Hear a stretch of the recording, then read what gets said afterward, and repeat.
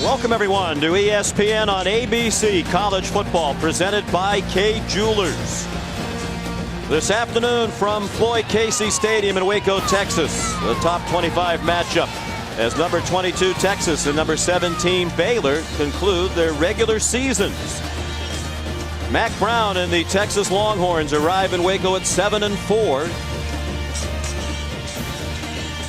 They lost for the first time last season under Mack Brown to Baylor in Austin, 30-22. Sean McDonough, Matt Millen, the Art Briles team today. Matt trying to make it 2 wins in a row over Texas for the first time since 1991 and 92. As you take a good look right there, Robert Griffin III. Huge game for Baylor. Not only do they have an opportunity to beat Texas for the second year in a row, which they haven't been able to do for a long time, but there's a Heisman Trophy campaign going on right here. And it's also Robert Griffin's opportunity to show the country that he is legit. Now, he had a Heisman moment just a few weeks ago against Oklahoma on this field. He needs to finish it up strong here with a big show.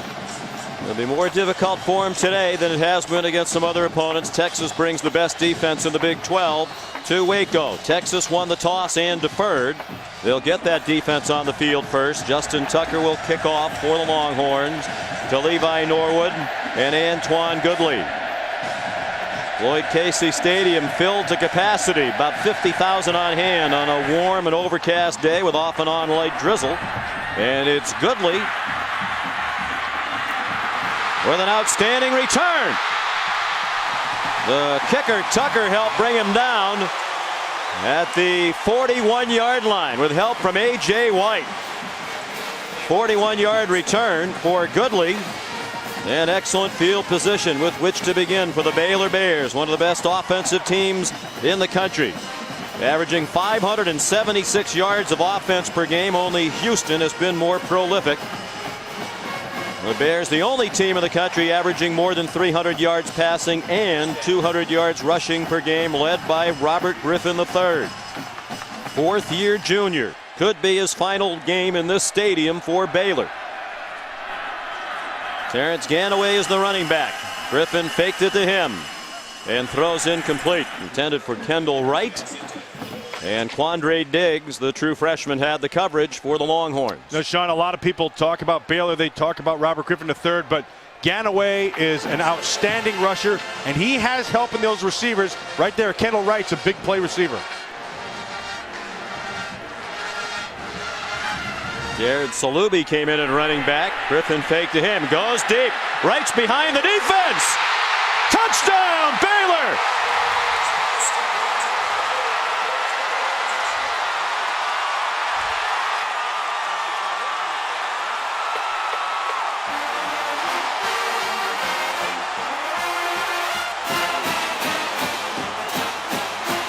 Well, we told you that Kendall Wright had big plays all over him.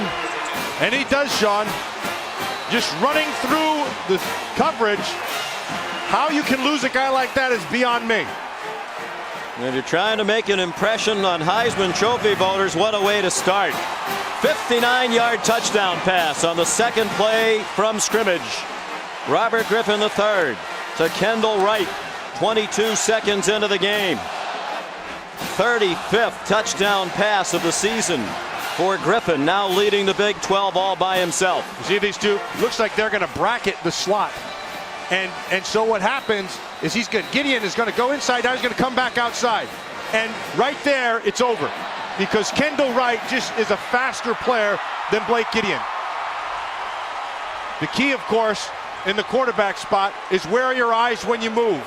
And RG3 does it as good as anybody. His eyes were down the field, he saw it right away, and it was 6 quick. 29th career touchdown reception for Wright, the most prolific receiver in Baylor history. Griffin's 35 touchdown passes this year have averaged 36 yards per score. 23 of them now of 25 yards or more. That's the longest touchdown pass given up by Texas this year. The previous long was only 19 yards. DJ Monroe took a short kickoff from Ben Parks and brought it out to the 29-yard line. Reggie Smith is the referee. There is a flag on the field.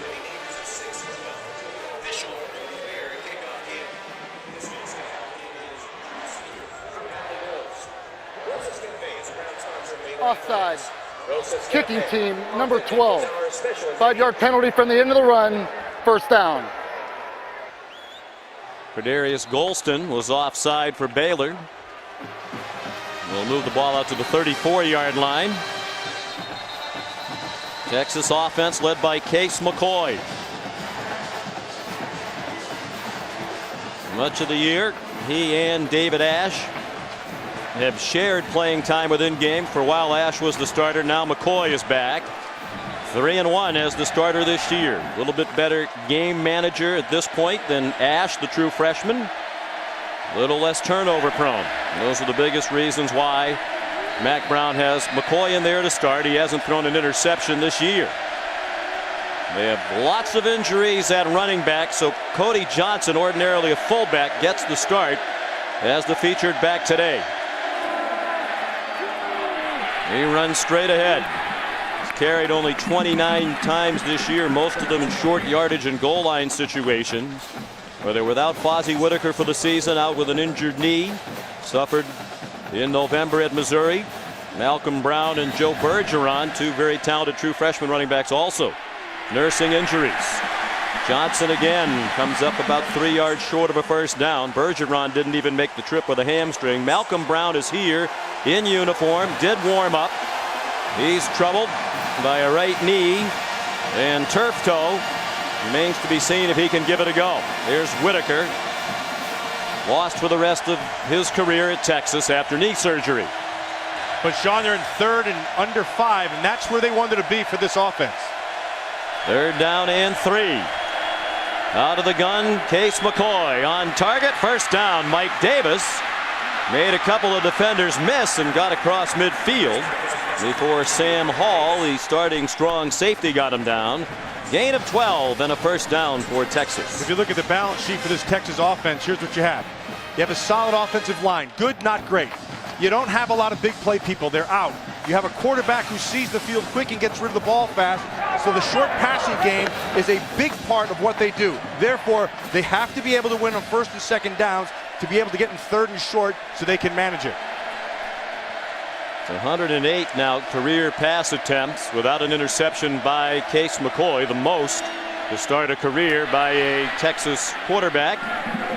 Johnson at 252 pounds bowled his way down to the 44. The rain has started to intensify now. We've had light off and on rain through most of the day, but the forecast is for off and on showers, and they're noticeably heavier at the moment.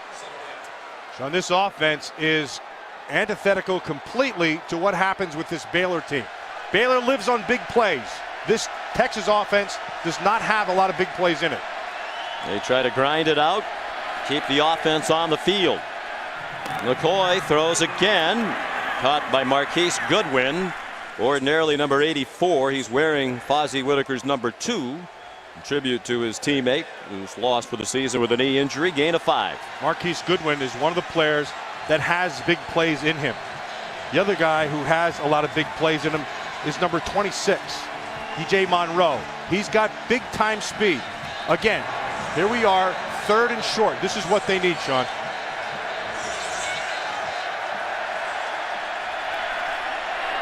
They give it to Johnson, and he is stacked up to the line of scrimmage. Flags down. Ball comes out very late. The play had long since been blown dead, and there is a penalty flag. This was stopped. 4th down.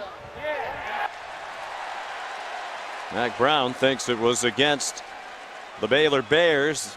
Line judge on the far side of the field threw the flag. Defense, number 11. 5-yard penalty results in a first down. Terrence Lloyd was lined up offside. Lined up in the neutral zone. You're going to see him right up here. One of these things is different from the other. Little bit trying to get a head start there. Well, this is what Mack Brown wanted. Ball control, time-consuming possession. They average more than 33.5 minutes per game of possession time. That's 7th best in the nation. 1st and 10. Baylor leads 7-0. Johnson again. Just wondered, Matt, how much of the load he'll be able to carry He's a guy who's basically averaged 2 or 3 carries per game this year for Texas. Well, I think if they keep him inside, 2 things will happen. First of all, it will give that young, and I emphasize young, offensive line confidence. Any good offensive lineman, they want to be able to run the football. Because what it does is just settles them in, and it gets them coming off the ball. It makes them more aggressive. That will help in the run game. There's a young line, including a true freshman left tackle, Josh Cochran. 2nd and 8 with DJ Monroe in the game. McCoy throws, caught. Goodwin again, 1st down. Bumped out of bounds by Mike Hicks, the starting free safety. 16-yard line, gain of 16, 1st down, Longhorns. Nice throw. He has to be able to beat right there. 6. Ahmad Dixon. Jim, Dixon had the right drop. He has to just have enough touch to be able to get it into Goodwin, and he does it perfectly. A couple of catches for Goodwin. Junior from Garland, Texas. Outstanding track athlete, former NCAA long jump champion. Jeremy Hills now is in at running back. He's carried only 24 times this year. This is his 25th.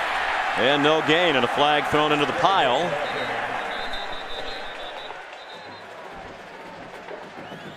Rodney Chadwick made the tackle. Holding. Offense, number 82. 10-yard penalty. Repeat 2nd down. Luke Pellman, formerly a tackle, now moved out to tight end to try to give them a little more size at that position to help out in the running game. And Pellman and that offense, and he just, like you said, he's an ex-tackle, Sean, and they like to use him to be able to move the line of scrimmage. Now, I got to tell you, this Baylor defensive line, it's not like they're giving up a lot of ground. Right now, they're just pounding inside and gaining bits and pieces. McCoy throws the receiver. Mike Davis never really turned toward the ball. Sam Hall had coverage. McCoy upset. Looked like he got the coverage he wanted, but Mike Davis didn't read it the same way. Well, you got to be able to see the same things. If you can't see, you can't play. Mike Davis missed that the corner was coming on the blitz. Obviously, McCoy saw it, got rid of the ball quickly. Lived for another down. DJ Monroe in at running back. McCoy now 3 out of 4. That was his first miss. 5 minutes gone by. 7-0 Baylor. They scored quickly. Texas is marching. Davis. Couple of nifty moves, but nowhere near the 1st down. Got inside the 14-yard line, pulled down by Ahmad Dixon, sophomore from Waco, who originally committed to the University of Texas, then changed his mind. Third down. Yeah, he's got some good speed, Sean. And he's one of those guys who you can play in a slot. He's got some versatility to him. But lost in this. Now that play, 3rd and a lot more manageable than it had been. 3rd down and 8. 10th play of the drive for Texas. They bring pressure and did not get there, and the pass is incomplete. Intended for Jackson Shipley. Looked like he might have been tangled up with Sam Hall. No flag on the play, and the field goal unit comes on for Texas. Yeah, I'm anxious to watch this replay because it looked, you see Hall 25 right here. And that Shipley, now once he comes out of this break, yes. Yeah, that's what it looked like. See, he went down on the hip. Now all you young players out there, you never hold, but when you do, you go down low, stay down on the hips. Most of the time it doesn't get called. There's one of the best kickers in the country, Justin Tucker, from 31 yards. And it is no good. Wide right. Just his 3rd miss of the season. Now 16 out of 19. He was the hero on Thanksgiving night in College Station when he kicked the field goal as time expired from 40 yards to beat Texas A&M. And that one was just wide right. Well, they did everything right, did Texas offensively. They got into 3rd and manageable. They converted 3rd downs. They ran the football like they wanted to establish. They just didn't finish the deal. And when you go against this Baylor offense, which has the big play capability, that's a scary deal. Held the ball for 5.5 minutes. 11 plays, moved 52 yards, no points. 1st and 10 Baylor from the 20. Jared Salubi straight ahead near a first down. Looks like they're going to mark him shy of the 30. It'll be 2nd and a yard. Kenny Vaccaro made the tackle. You play against Baylor, you also have to defend pace. Griffin throws to Kendall Wright. And he has the first down with a 2-yard gain. Quandre Diggs, true freshman, made the tackle. Sean, I don't know if the country really knows about Kendall Wright. This is an extremely talented player. Very strong. Runs good routes. Has very good speed. He's tough to cover one-on-one, particularly at the line of scrimmage. That's where he uses his strength well. Having the best season among receivers in the history of Baylor. Griffin couldn't find anybody. Got bumped out of bounds with a 1-yard gain by Emmanuel Acho, the leading tackler on the year for Texas. You watch this RG3. One of the things that he loves to do, a lot of times he's a half the field quarterback, Sean. He'll get one half the field, and that's what they attack. He loves to roll to his right. So if you bring pressure, you bring it from the defensive Going left. deep again for Kendall Wright. Great adjustment to the ball. And another big completion. Griffin to Wright. They connected on a 59-yard touchdown on their first possession. This one's good for 48 to the Texas 20. One thing's pretty clear early. Philip Montgomery, the offensive coordinator for Baylor, is going after the Texas safeties, and he's going after them with Wright. And here's Ganaway with lots of running room. Touchdown.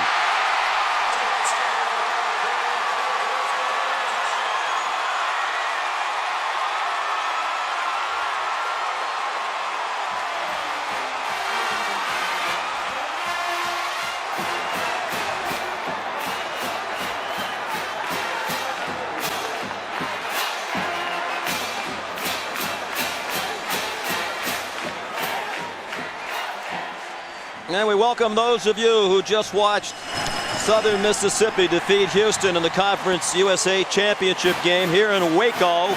7 minutes in, the Baylor Bears lead Texas 14-0. Baylor got the ball first on the second play from scrimmage.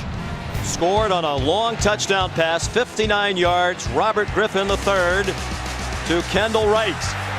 Just 22 seconds into the ballgame, it was 7-0. Texas had a long drive, 11 plays, held the ball more than 5.5 minutes, but Justin Tucker, ordinarily terrific, missed a 31-yard field goal. And Baylor just got the ball back. A long pass, Griffin to Wright of 49 yards, got them down to the 20. And Terrence Ganaway took it in from 20 yards out. 80 yards in 4 plays. And Ganaway the touchdown to make it 14-0 Baylor. Didn't take long, did it, Sean? We talked about this Baylor team having big play capability, and they showcase it right off the start. Then Parks kicks off for Baylor into a pretty good win. Comes down to the 22 to DJ White. And he got stopped immediately.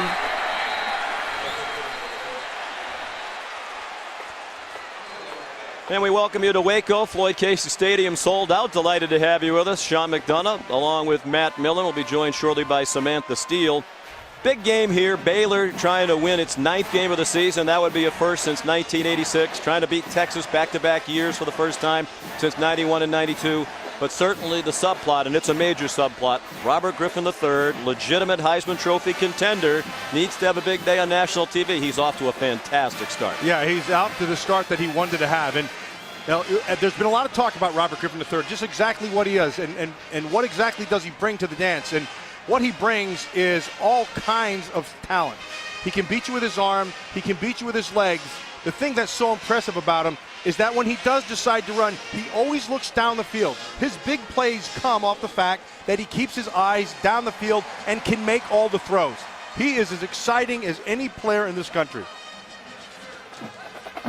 Less than midway through the first quarter, he's already thrown for 109 yards for Coach Art Briles. What a tremendous job he has done turning this program around at Baylor with considerable help from Robert Griffin III and other talented players, including Terrence Ganaway and Kendall Wright. Wright's their all-time leading receiver. Ganaway is going to have the single-season rushing mark with his performance this year, over 1,100 yards. leading the Big 12 in total rushing yards. Sean, I'll tell you how good Art Briles is. That Houston team, a lot of that team is what Art Briles brought in. So he's winning in two places. Not to take anything away from Coach Sumlin. I think he's done a nice job. But Art Briles is special good. 23 and 25, but the last 2 years 15 and 9. This year 8 and 3, ranked 17th in the BCS, highest in school history. So Texas had a good drive the first time they had the ball, missed the field goal. This is a bad start. They got a break on a personal foul penalty against Baylor to move it out to the 33.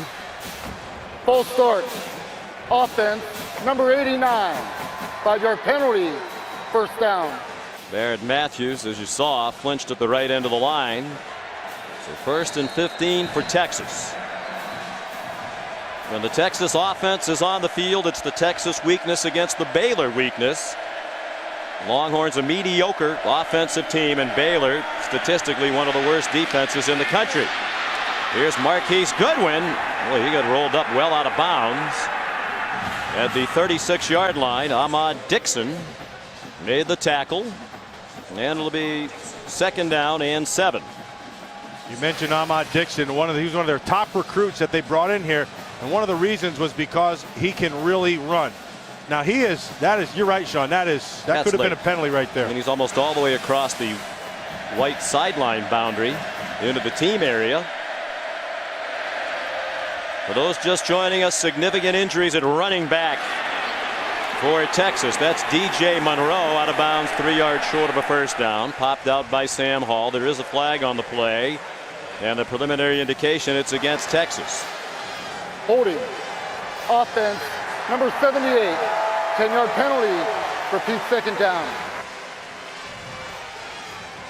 Mac Brown's without Fozzie Whitaker, injured in their game at Missouri in mid-November and out for the year. His career at Texas is over. Malcolm Brown did warm up before the game, but he has a knee injury and turf toe on his right foot. Joe Bergeron, fellow true freshman along with Brown, did not make the trip with a hamstring. There's Whitaker. We haven't seen Brown yet.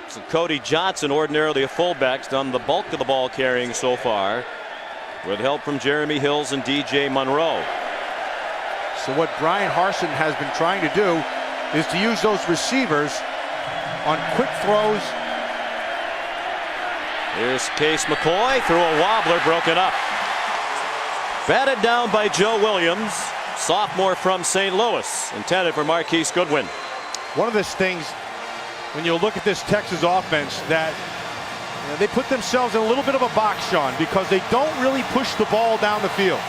McCoy is most effective in the short to intermediate range. Occasionally he'll throw a 9 route down the sideline just to kind of stretch the field, but it's really not that effective because the bulk of it is short to intermediate. 3rd down and 15.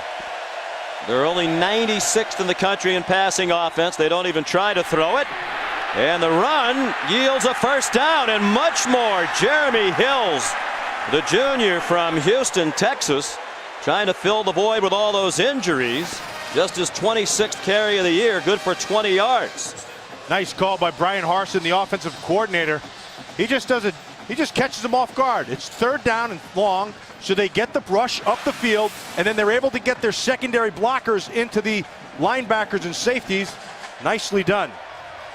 Very poor tackling technique by John Mascarello, the umpire, who did not wrap up on the play. Here's DJ Monroe. Good blocking ahead of him.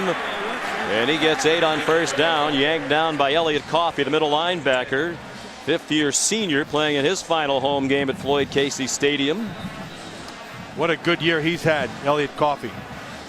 Son of Ken Coffey, the old Washington Redskins. Good. Every time you look up, he's in on a play. He's got pretty good instincts. He finds the football really well, and he does a nice job in pass coverage, which at the collegiate level, you don't see a lot of backers who has that kind of that instinct in the pass game. 2nd down and 2. Hills remains the running back. Ace McCoy faked it to him. He's throwing a deep ball. It's well covered and nearly intercepted. Intended for Jackson Shipley, but Joe Williams had a better shot at it. The throw from McCoy came up well short He is throwing with a pretty good breeze at his back here in the first quarter. And Sean, that's a great point you make. It is a breeze, and so your ball has to be able to cut. And that thing was as nice a punt as you're going to see in the first half here. Shipley he's got the leverage to the top. Throw the ball over the top shoulder. That one did not happen. Not enough on it to be able to cut that air. You're surprised they took the deep shot. I mean, their plan is ball control, keep moving the chains. You have to somehow get this zone defenses. You have to stretch them a little bit vertically. Cody Johnson, the bulldozer, gets the first down. I'm liking Cody Johnson here early, and I'm liking the interior three. They're doing a nice job. Oh, Mason Walters, number 72, that right guard. Mason Walters is the one guy on that offensive line who's got a little bit of a mean streak. And when I watch this team, it's a nice, young, emphasize young offensive line. Walters got a little bit of a mean streak in him, and that needs to be contagious. The best thing you can have with an offensive line, Sean, is a bunch of guys who get a little ornery. And I think this is a nice group. Walters needs to spice that group up a little bit. They're a team that relies much more heavily on the run than the pass. And here's a reverse. Marquise Goodwin in trouble and stopped for a loss. Loss of about 2 on the play. Driven back by K.J. Morton. Well diagnosed by this defense of Baylor. Now Phil Bennett is the defensive coordinator for this Baylor defense. And what you're seeing right now out of Texas is kind of falling into a pattern. They're going to use the big man inside, and they're going to pound with Cody Johnson. But in order to get to any edge and stretch that thing, they're using their exterior people. It's either Marquise Goodwin or they're using somebody who has speed, DJ Monroe, to get on the edge. 2nd and 12. McCoy out of the shotgun. Fake to Hills and threw short to DJ Grant. His 12th catch of the year for the junior from Austin, who missed a couple of years with knee trouble. 7-yard gain. Gets it back into a more manageable 3rd down and 5. So, Sean, if you are this Baylor defense, here's what you have to do against McCoy. You have to jump your coverage. You have to stay on them tight. Most of the throws are coming out quickly, and they're underneath throws. So anytime you're in a zone or in man, you got to jump your coverage quick.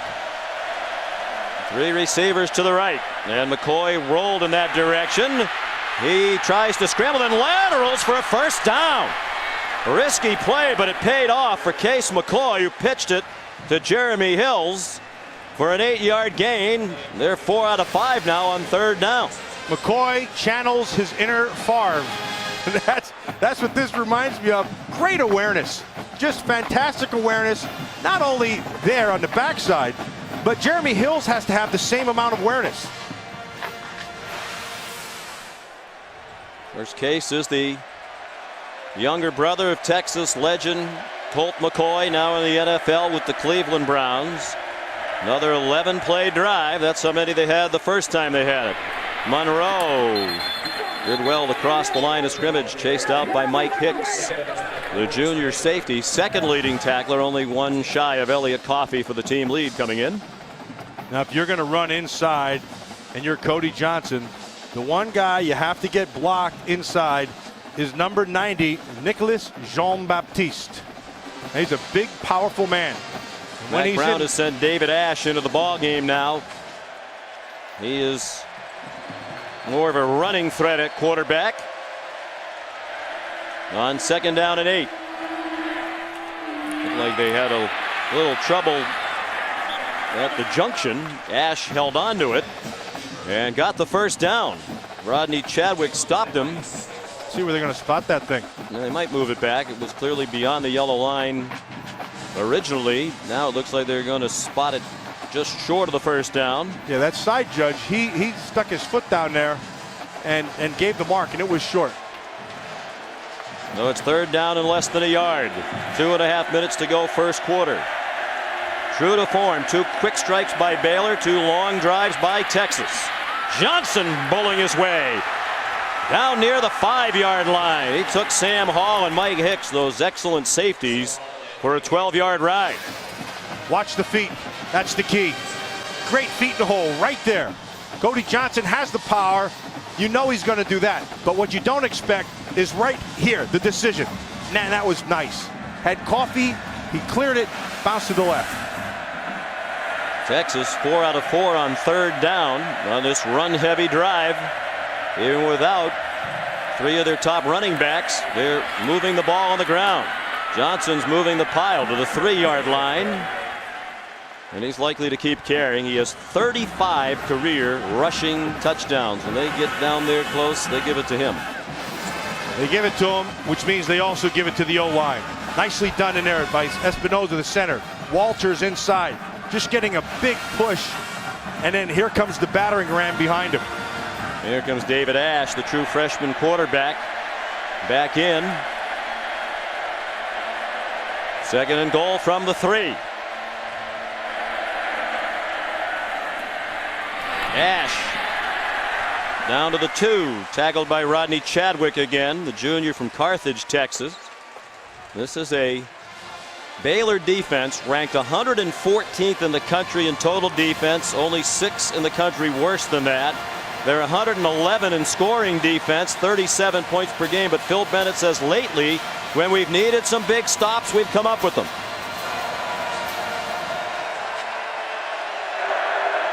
McCoy back in at quarterback.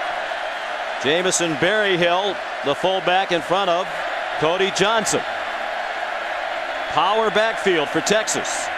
The fake, and it is caught but out of bounds. Blaine Irby. He thought he had it, but the officials say no. One-hander in the back of the end zone. You try to get to the back. There's the catch. Touchdown. Well, that will be reviewed. That will be reviewed, and they'll see the toe hits right there before anything else. And he has control all the way through. That is a big-time catch, Irby.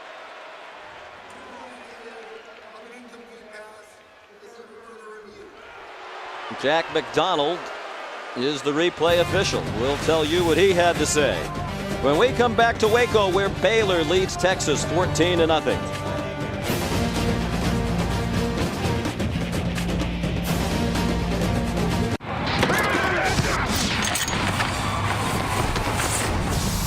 Welcome back to ESPN and ABC College Football, presented by Kay Jewelers.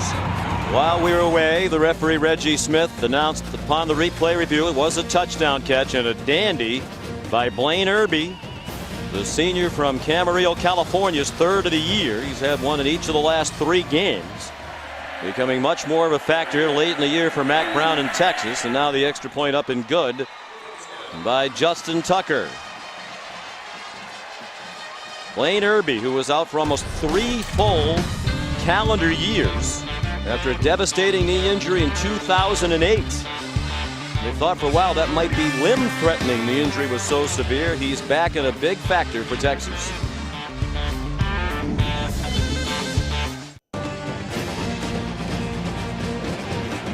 Well, a lot of coaches will tell you time of possession doesn't mean very much. Texas has had the ball for 13 minutes, 2 seconds, and 26 plays to a minute 25 for Baylor, and only 7 plays run by the Bears.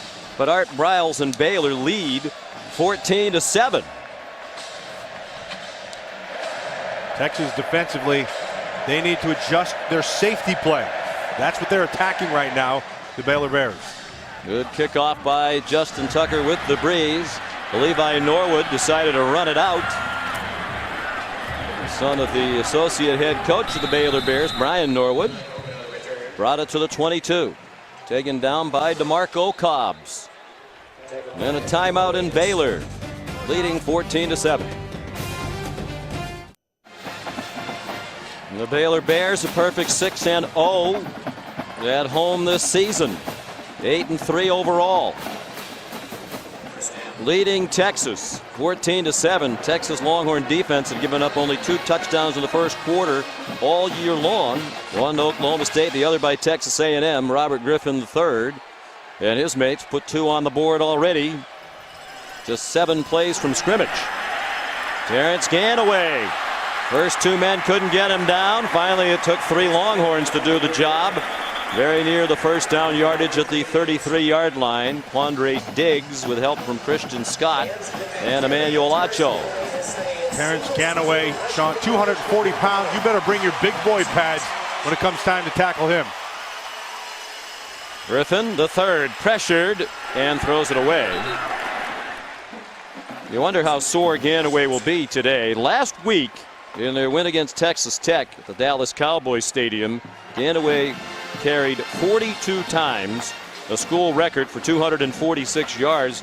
Griffin was injured in the first half of that game, late in the second quarter, and did not play at all in the second half, so they were leaning heavily on the run in their win over the Red Raiders. Terrence Ganaway normally wears glasses, and they're about good Joe Paterno style glasses. Pretty thick. He wears contacts when he plays. Alex Okafor dropped Griffin for no gain on the final play of the first quarter. True to form, Baylor a quick strike attack. Texas 2 long drives. And it's 14-7 Baylor after 1.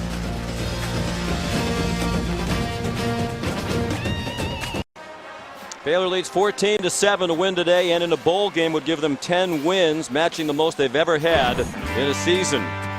That's goal one, but very much on the minds of everybody here today. The Heisman Trophy candidacy of Robert Griffin III. Best player in the history of Baylor football in the opinion of many. And his candidacy on the minds of his adoring fans here in Waco. He acknowledged yesterday, he said, "I have become the face of this university." And he carries that mantle very well. Trent Richardson of Alabama, Andrew Luck considered the other front runners at the moment. Neither of them play today, so Griffin has the stage to himself on national TV. He threw for 109 yards in the first quarter, despite the fact he was barely on the field. Not yet on the air. Here's Samantha Steele. Guys, you'll remember from our meetings yesterday, Robert Griffin minimized the pressure that comes with trying to play for the Heisman today. He also minimized the pressure that comes with playing when it's wet and rainy like it has been. It's been really off and on. It started out pretty dry. Now it's back picking up again. But also wind has been an issue all day. I asked him if he's played in the rain before. He said no, but his fiance Rebecca reminded him yes, last year against Rice. He said it actually helps because it makes defenders miss. Well, the first punt of the day from either team from Spencer Ross, the Baylor freshman. He bombed it a little too much. Into the end zone, a 64-yard punt. Wow. Mack Brown livid, and Dwayne Akina is as well. And the reason why, there was a personal foul penalty called on that punt against Jamison Berryhill of Texas. So they're marching at half the distance to the goal back to the 10-yard line instead of 1st and 10 from the 20. Max got a little blood going there in that left cheek. Yeah. Looks like he's gone out there and made a tackle or two. Wanted to tackle the official. Then had to help hold back Dwayne Akina, a long-time member of the defensive coaching staff. It is 1st and 10. And Case McCoy with a flag down for a false start against the Longhorns.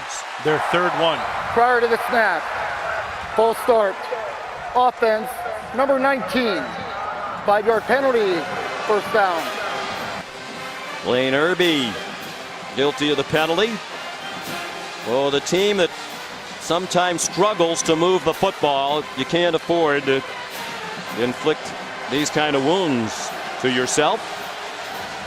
6 penalties already against Texas. 1st and 15. And more movement.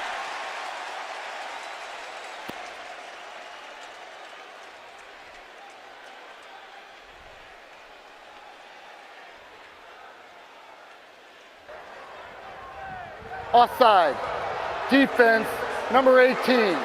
Came into the neutral zone, causing an offensive lineman to false start. 5-yard penalty, first down. On Tevin Elliott. Had a couple of costly personal foul penalties last week on the same drive against Texas Tech that helped the Red Raiders score a touchdown.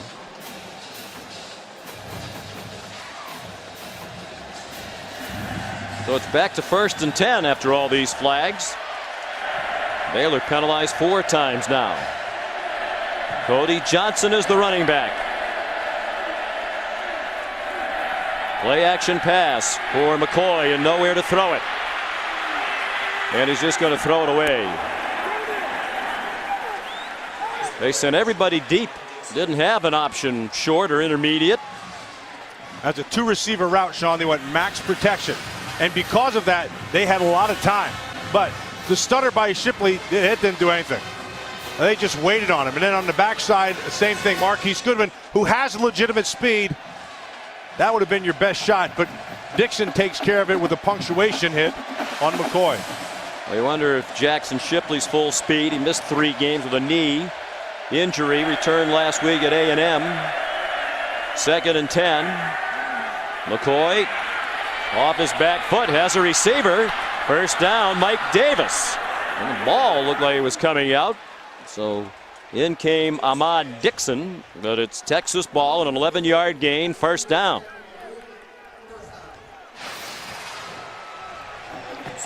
Mike Davis down below. He's just going to sit down in front of the coverage. It's a zone, and he's sitting down in front. And he can do that, Sean. And they did look at the fumble at the end, but they said he was down. But right now, this Texas offensive line is winning the battle against Baylor. Lots of time to throw, and when they have run, they've created some nice push inside.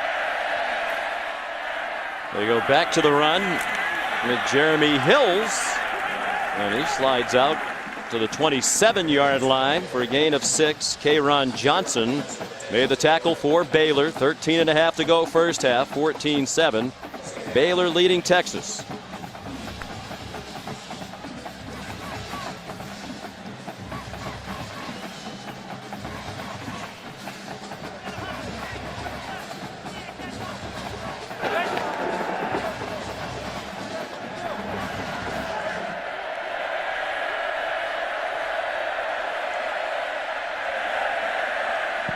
Barry Hill in at fullback, trying to lead the way for Hills, who bounced outside. There are flags down.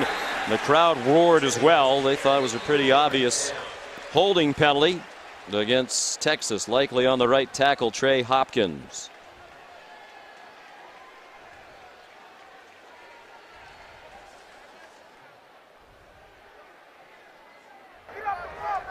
Holding. Offense, number 75. 10-yard penalty. Repeat first down. Big Trey Hopkins, 300-pounder, just a sophomore. It wasn't so much a hold as much as it is a mauling. And since they don't have the penalty for mauling, they settled for holding. 7 Texas penalties. 5 of them on offense. McCoy back to the line of scrimmage and pulled down by Nick Johnson, junior from right here in Waco, part of an 8-man rotation among the 4 defensive linemen for Phil Bennett. One of the areas you look at for an offensive line, as you look at Phil Bennett, their defensive coordinator, is how well do you protect when it's going to be a pass. This particular situation right here, 3rd and long, it's a passing situation. How do you hold up now? Longhorns 6 out of 7 on 3rd down. McCoy goes deep and has his receiver. Shipley running well on that injured knee. Chopped down by Hicks at the 2-yard line.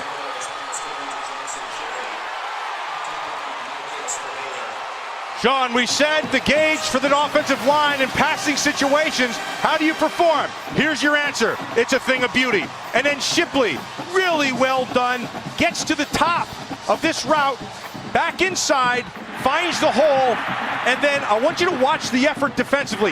Never quits on it. Here he comes, all the way to the top. Hicks does a great job of not quitting and sets up this 1st and goal. 78 yards. 1st and goal from the 3. Johnson inside the 2. Elliott Coffey made the tackle. That was the longest pass play of the season for Texas. And Longhorn fans familiar with that combination, McCoy to Shipley. Their 2 older brothers starred at the University of Texas, and now the brothers trying to follow in their footsteps. Another Texas legend on the sideline, Roger Clemens, here today in Waco. I think Roger would have liked to have been a linebacker on this Longhorn team. Hills now the running back. McCoy wants to throw as a receiver. Wide open. Touchdown. Luke Pellman. His first catch of the season. Good for a touchdown. And they're an extra point away from a tie. Oh, Pellman looked like an old tackle that time, didn't he, Sean? You can see him on the left side right here. So they're going to draw all your defenders this way. All the eyes go this way, all the bodies go this way, but the ball, it goes the other way, and Pellman is the recipient. Justin Tucker will try to tie it. And despite the hiccups at the start with the penalties, the Longhorns, who have struggled this year to sustain offense, able to do it today against one of the weakest defensive teams in the country. McCoy to Shipley. The familiar ring got them down inside the 5. And then Pellman not long ago moved from tackle to tight end. Scores to the delight of Longhorn Nation.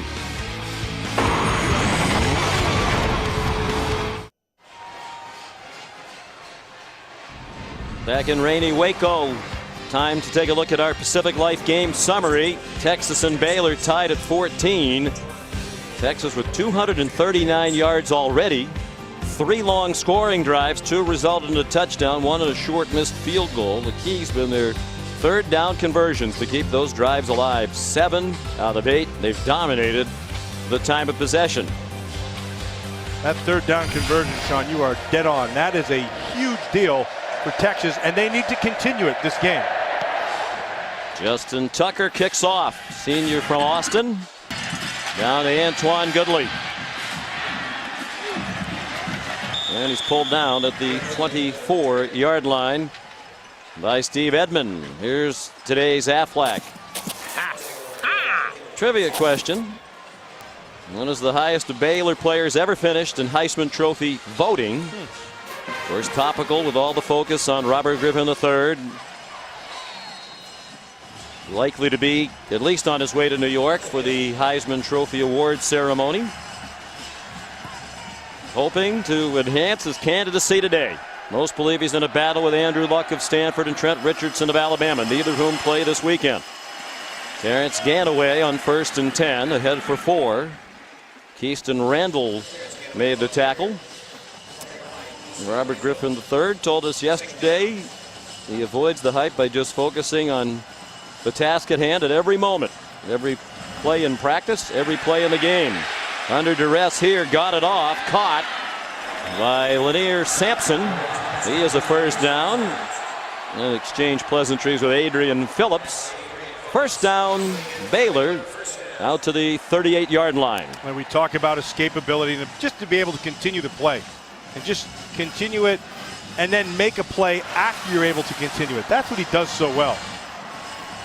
120 yards passing now for Griffin. The first 109 went to Kendall Wright. Then that 11 to Sampson. Now Ganaway, flag down for a face mask. Emmanuel Acho with help from Keenan Robinson. I think every official on the field saw that one. It's a flagathon.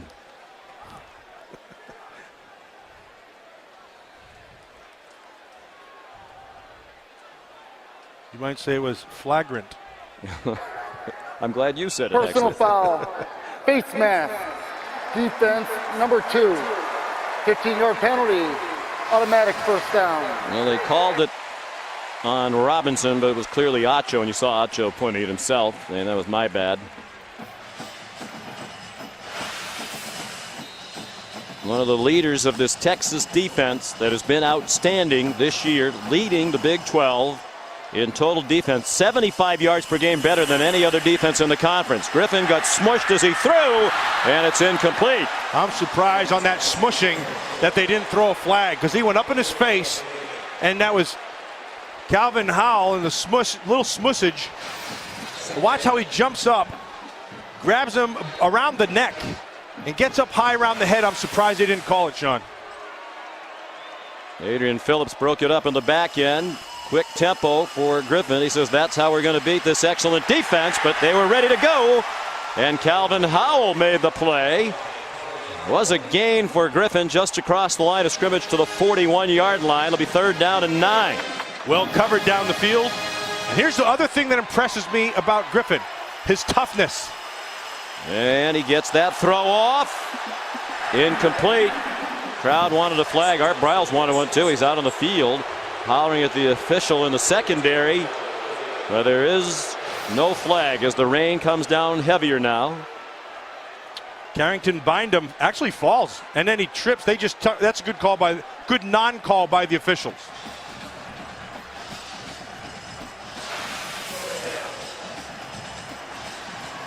Well, it's 4th down and 9, and right now the punting team is not on the field. Looks like Baylor's going to go for it. And he might punt. He's further back than he ordinarily would be, so RG3 punts. And he's done that 3 times this year now. Baylor has punted fewer than any team in the country. 30 punts this year, 2 less than Army. 28-yard punt there for Griffin III. The Waco Suspension Bridge that crosses the Brazos River here in Waco. Prior to its construction, the only way to cross that river was by a ferry. When it was built, it was the longest single-span suspension bridge in the world, 475 feet. So Texas got behind 14-0 early on a couple of quick strikes by Baylor. Longhorns missed the field goal between those 2 scores, but they've weathered that storm. And now they possess it. And who possesses the ball? Is it Mike Davis? Yes. It's tie. When it's a held ball, it goes to the offense. Davis and KJ Morton, simultaneous possession there. And it looks like they're going to give it to Texas. Well, this is really well done by Davis because he just keeps fighting for it. And it's anybody's ball at that point. And like you said, Sean, it goes to the offensive player. 4 catches today for Davis, a team high 44 for the year. He's been bothered by a strained hip flexor the last few weeks. Had only 1 catch in their win at Texas A&M on Thanksgiving. Jeremy Hill's the running back. Perhaps a yard and that's it. Driven back by Terrence Lloyd, one defensive end. The other starting defensive end, Tevin Elliott, has been injured. Sam? For at least the rest of the first half, he's got a knee injury. It's that right knee on the outside. He's icing it right now. His defensive coordinator, Phil Bennett, came up to him and said, "Hey, man, are you hurt?" He said, "Yes, I did confirm it with the athletic training staff. He will not be in for at least the rest of the first half." Gary Mason Jr. in there in his place. And Mason Jr. started a lot of the year. Hadn't been making many plays. And Phil Bennett told him, if you don't make plays, you're not going to play. He's playing out of necessity now. McCoy throws, caught. Goodwin off to the races. You ain't catching him. With his world-class speed, you can't forget about it. Texas leads for the first time today. Where did this come from the Longhorns? Ordinarily a grinded-out offense. They had a 78-yard pass to set up the last touchdown. This is 80 to go the distance. This is a great throw. Not a good throw, a great throw by McCoy. He had to get over the linebackers in front of the safeties, and then, like you said, Sean, once Goodwin has any kind of space, it's over. There's nobody on this field who can catch him, except maybe the quarterback on the other side.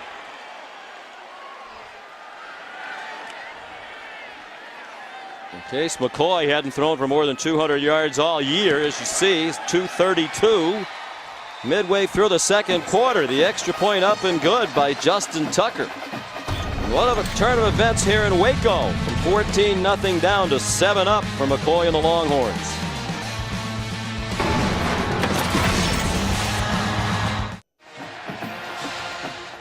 '80-yard touchdown, the longest pass of Case McCoy's career, longest reception of Marquise Goodwin's career. And Texas leads 21-14. This is the area in a cover 2 you want to attack. This is Hall. He's going to slip. This is Goodwin. He's going to attack inside. And this level right here, the threes, are the linebackers. And they do not get enough depth. And there is the area to attack. Now the throw is perfect. Hull slips. It allows him to get half a step. And Sean, you don't need any steps with Goodwin. He's going to create his own separation. Justin Tucker kicks off into the breeze. Levi Norwood for Baylor. And pulled down from behind by DeMarco Cobbs. Time to answer today's Aflac trivia question.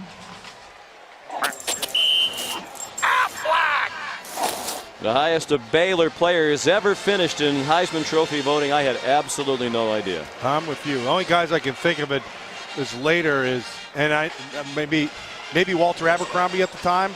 Probably not, but maybe. It is that man, Don Troll.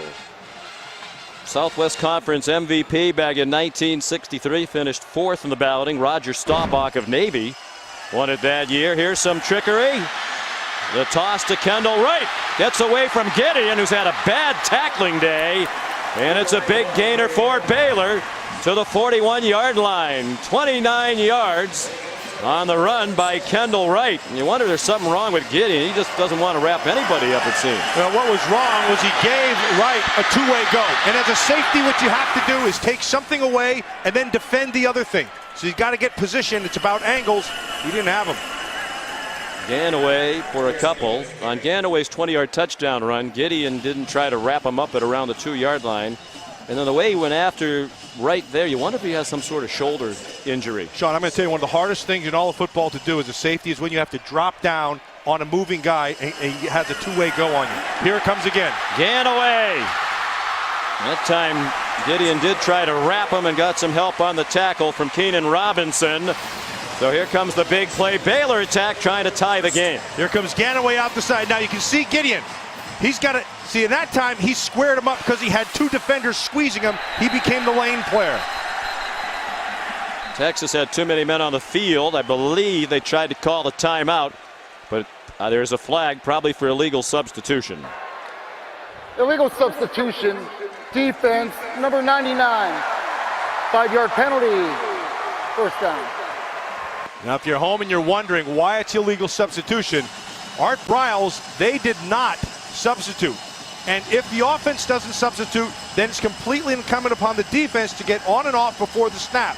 If in fact the offense does substitute, then the defense is allowed by the referees to be able to make the substitution. And generally they give you about 3 seconds to decide if you want to substitute and begin that process. Then it's play on. Ganaway, who has set the single season Baylor rushing record today, set by Jay Finley last year. Ganaway has broken that now. He's over 1,200 yards and counting. Single season rushing record, 1261 for Ganaway. 2nd and 3. Griffin looking for blocks, and he's pulled down by Keenan Robinson. Another of the Longhorns wearing Fozzie Whitaker's number 2 today as a tribute to their injured teammate. What a burst. Keenan Robinson came from inside out like he was shot out of a cannon. Keep in mind, he's tracking down a world-class sprinter. Keenan Robinson shows some very good Fozzie Whitaker type speed there. And he's playing hurt as well with a thumb injury. The bone actually came through the skin in the game at Missouri. And Robinson's been playing with a soft cast ever since. 3rd down and 6. Big play here for Baylor. Looking for the tying touchdown. Griffin takes off, doesn't get the first down. Blake Gideon did make the tackle in his 51st career start. Gideon, now a senior out of Leander, Texas, has started every game of his Longhorn career. This is what you normally don't see, not to disparage track athletes, but this is the football player who happens to run. Normally you get those track guys, they don't necessarily show the greatest toughness. This guy does. They're going to go for it on 4th and 2. Keep it in his hands, or give him the option. Turning down the chip shot field goal to try to tie the game right here with under 5 to go. They'll look to the sideline. It looks like it's going to be a timeout. When you defend RG3, anytime he declares himself as a runner, you have to beat him to a pulp. Pulp, I said. Yeah, yes, you I heard that. Ouch. Pulpish. Well, after the timeout, it appears Art Briles is going to have Aaron Jones kick a field goal. He's had a shaky year, just 50%, but he's been better lately. This is little more than an extra point. 22-yard field goal right in the middle of the field. It does say that Art Briles is thinking more about winning the game than the Heisman Trophy for Robert Griffin, because if that was the case, you'd have him run it or throw it. Exactly right. And try to pad the stats in addition to trying to tie the game. Kick is good. 4:39 to go in the second quarter. 21-17 Texas. And Of Sean, course, his stats be a little bit better had he not gotten knocked silly last week against Texas Tech. yeah. Well, one of the things that's impressive with him, though, is he's not afraid to take a licking. And he'll get right back up. And again, he keeps his eyes down the field, which is rare for a guy who can use his feet to make big plays. But he'll keep taking hits, and he keeps on getting up every time. It's been impressive. He was wobbly at the end of that first half. The first hit you saw in that package was the hit against Texas Tech that knocked him out of the game. He actually went back in the game, scored on a short touchdown run, but then did not appear thereafter. He said he could have gone back in the second half, but the coaches didn't want to chance it. And Baylor was leading through most of it. He said once it got to about a 10-point game, though, he was thinking about trying to fight people to get back into the game. Here's DJ Monroe. Out near the 40-yard line. Nice return by DJ Monroe. Jeremy Hill's the running back behind Case McCoy, who's already thrown for a career-high 232 yards in less than a half. Goodwin, a 5-yard gain. Actually, they're going to mark it at the 44. Good for 4. The previous high in a game passing for Case McCoy was 168 in their win at UCLA. He's at 232 already. Mac Brown told us, Matt, he's starting to mature, come along, and starting to look a little more like his brother. You know, which is good news for Texas Longhorn fans. And the thing to remember is this is just a young guy, and he's physically not completely matured. He'll continue to get better and get stronger as the years go by. Empty backfield as he goes out of the gun. And he's under pressure and sacked. Back inside the 40-yard line. Nicholas Jean-Baptiste and Tracy Robertson. Big happy Nick Jean-Baptiste in there. Says he plays, Big Happy plays best when he's mad. You know, 3 weeks ago, we came in here right before the Oklahoma game, and Jean-Baptiste did not play well. As you can see what Art Briles has to say there. But they benched him. And made him mad. And it really did. And he came against Oklahoma and had a game for the ages. Oh, he wasn't ready for the snap. And McCoy did not squeeze it. The ball squirted out. Baylor ball.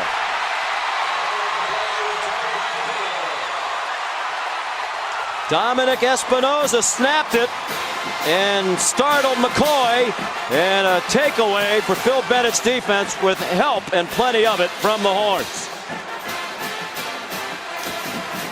He wasn't looking. See, he's looking outside. Eyes are going this way. Ball's coming this way. Hit him on the head, but it squirted away. Well, Phil Bennett knows his defense is going to give up some big plays. It has already today, but he emphasized that they need takeaways. And they've been getting them lately.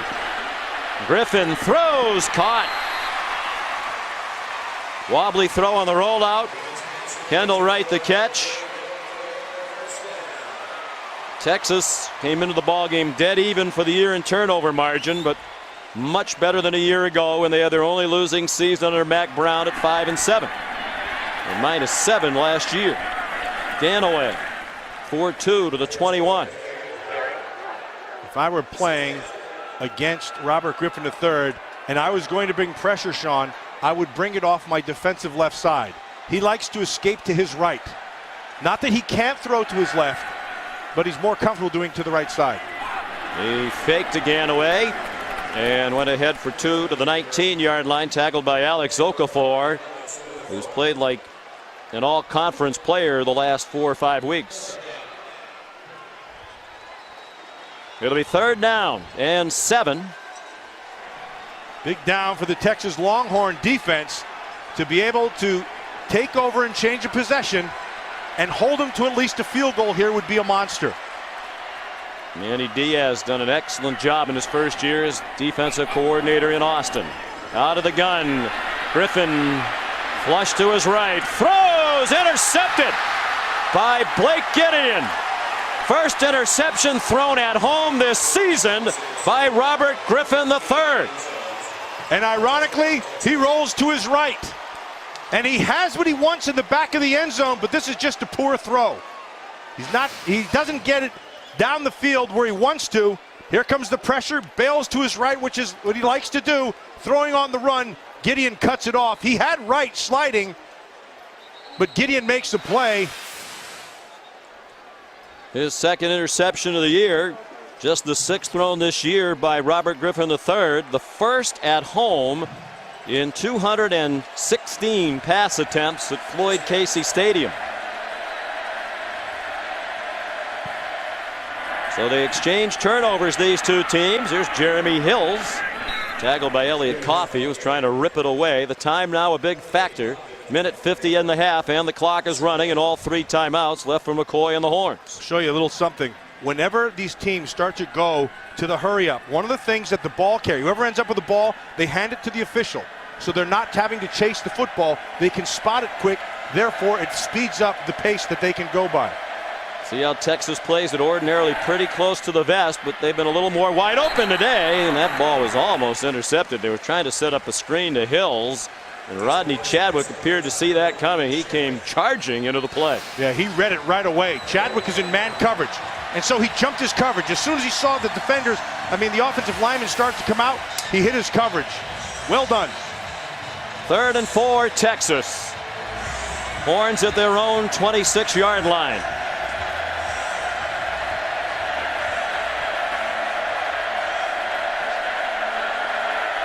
McCoy out of the pistol.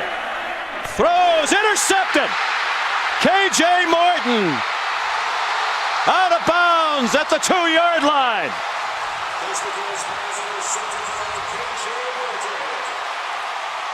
Morton read it like a book, Sean. He waited on it. They were just going to go to the sticks, and he knew exactly what he was getting. Really well done up top.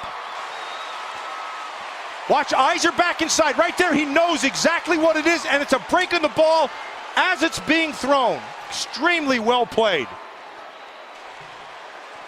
Mike Davis is going to break out. As soon as he makes his break, Morton knows what it is. He's going to the sticks. You defend the sticks.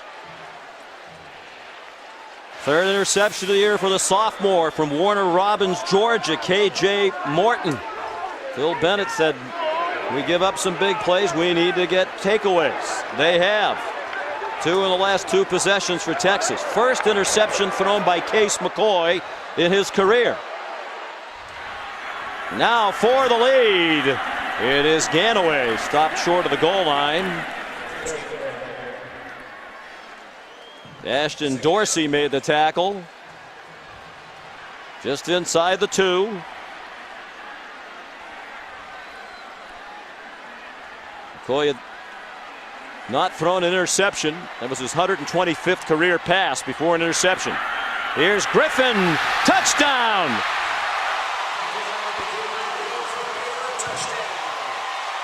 Gideon saying, I have the ball, but the officials had already signaled that Griffin had broken the plane for the go-ahead score for the Baylor Bears. Sean, they went unbalanced, and Texas never really adjusted. You could see right there, Acho is calling for people to come over. They took the tackle, sent him to the right side, had the short corner to the left, and you can see as they're moving at the end, they don't get there in time, and RG3 crosses a plane for 6. His 8th rushing touchdown of the season. Extra point good by Aaron Jones. 10 unanswered points for Baylor. Less than a minute to go in the half. The Bears by 3.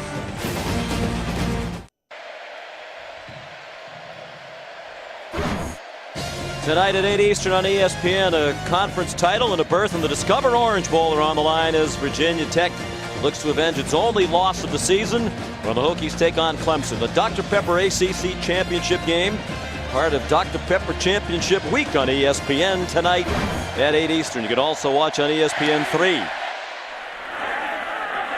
Aaron Jones kicks off, squib kick. Watched for a moment by DJ Monroe. And he came up just shy of the 20-yard line. Let's go back and take a look at the go-ahead score for Baylor. Cyril Richardson right there. That's the tackle. He comes over. Now, Emmanuel Acho, he recognizes that it's unbalanced, and he tries to get everybody, look over here. You got a cluster going on over here. Now you need them to shift. He feels it, can't quite get it done. The numbers favor the offense. RG3 wins. Over. Personal foul. Unnecessary roughness. Receiving team, number 42. Half the distance to the goal. First down. Second of those in the kicking game against Mac Brown, who has a sarcastic smile for the officiating crew. Tevin Jackson called for this one. Earlier it was Jamison Berryhill. They got Mac riled up. Looked like he cut his face when he argued the first one. But we wondered how they'd play it the last time. Would they be conservative, play it close to the vest with the lead? They were not. They threw a pass that was picked off. You'd have to think now. Backed up inside the 10. They'll be very careful. Mac wants a timeout. His team has committed 10 penalties against the number 17 team in the country in a half, and still down by just 3. And Matt said during the week, Matt, we cannot win a shootout against Baylor. I mean, he wanted the score to be under 30 points if it was at all possible. Baylor's been held only 30 points or less twice all year in 11 games, but in the first half we do have a shootout. Do you think Texas could win a game if it continues to go like this? Well, I mean, the history would say no, because they haven't been able to do that consistently. But today, if today's any kind of indicator for the young quarterback McCoy, it's a good sign, because he's made some really nice throws, particularly in that mid-level on top of the linebackers in front of the safeties. That's where they've been attacking, and he's done it well. And then I think the other thing is defensively, they've kind of cinched themselves back into this thing. All those penalties, however, have made Coach Mac Brown bleeding mad. Cody Johnson, the running back. Texas playing today without its top 3 running backs for the season. Chris Whitaker's been out for almost a month. Malcolm Brown tried to give it a go today, has not so far. He did warm up, is in uniform. Joe Bergeron did not make the trip, so it's been Johnson, ordinarily a fullback, getting the bulk of the carries.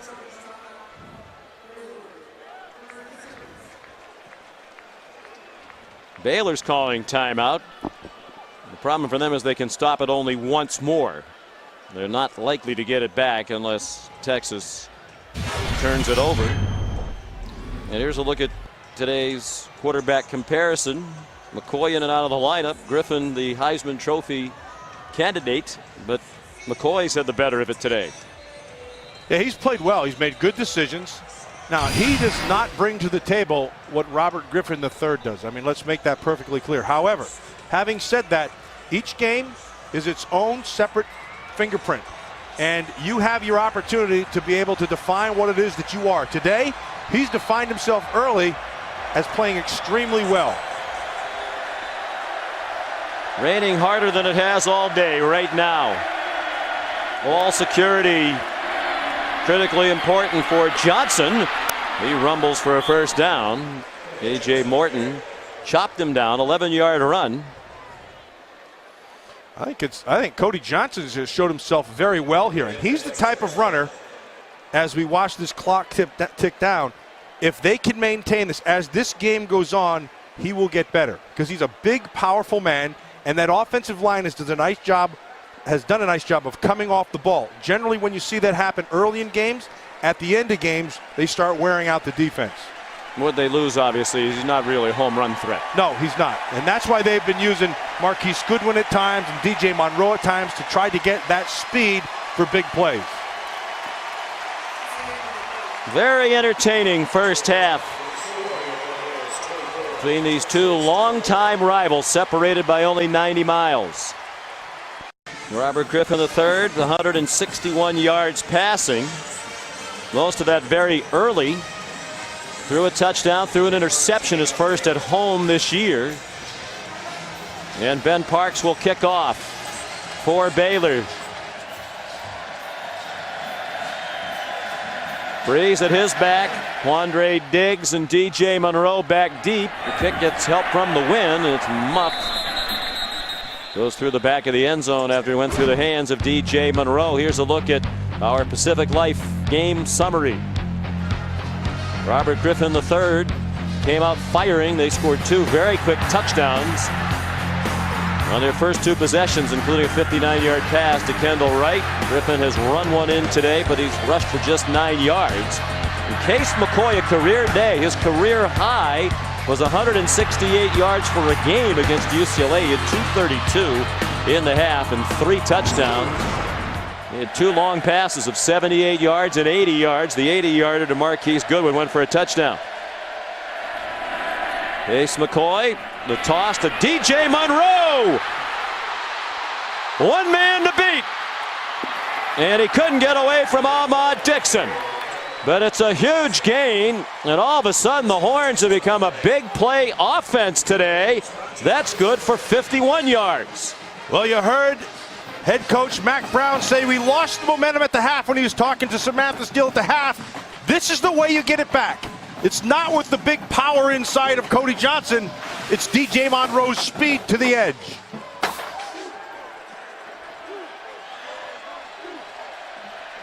Short-handed at running back without Malcolm Brown, Fozzie Whitaker, and Joe Bergeron. They're calling upon players to perform roles, and they're doing it very well. Hill's the ball carrier there for a yard. Here's Samantha Steele.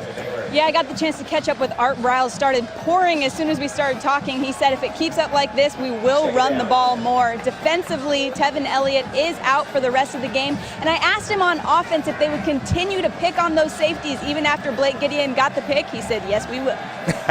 Way to go, Sam I Am. Texas has had only 2 plays all season long in the passing game over 50 yards and only 2 rushes over 50 yards. But 3 plays today over 50 yards. David Ash back in. And he gets them to 3rd down and 2. Sam Hall made the tackle. Well, they have a problem with the running game, obviously, because they don't have a consistent runner. And so the way they've been attacking this run game is a variety of ways.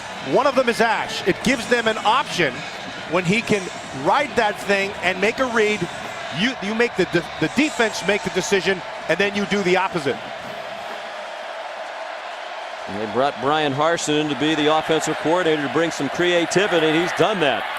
And a bad throw, and it's an incomplete forward pass. Baylor defenders alert that it might be ruled a lateral, but it was incomplete. Intended for Jackson Shipley, and that was a promising play for Texas had it been completed. 4th down, a short 3. And Mack Brown sends Tucker out. That was a wasted opportunity, Sean. You were right. It was a nice call because the coverage was backed off. He had an opportunity to pick up that first. Just a poor throw by McCoy. Shocking miss for Tucker. It's usually a chip shot for him early in the game. Missed a 31-yarder by just a foot or so. This one from 39 is true to form. So less than 2 minutes into the 3rd quarter, Texas and Baylor are now tied at 24.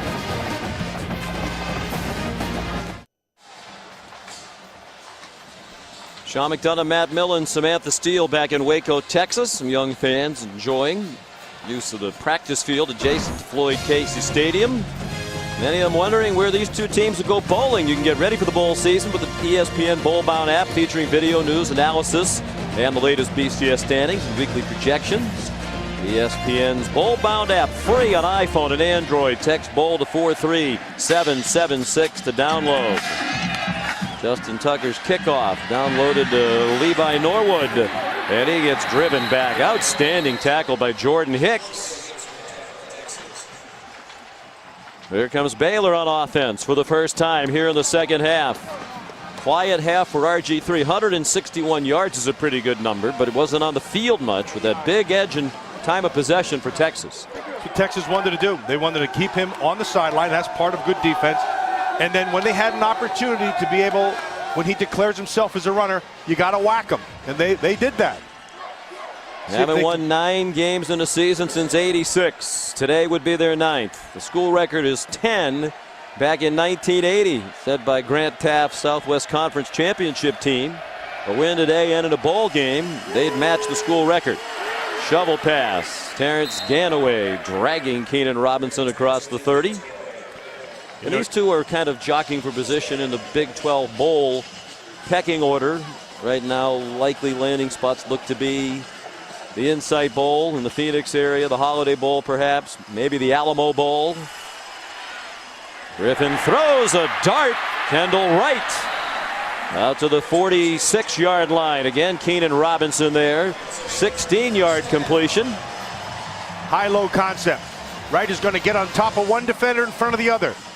If the corner sinks, he throws underneath. If he bites, he throws over the top.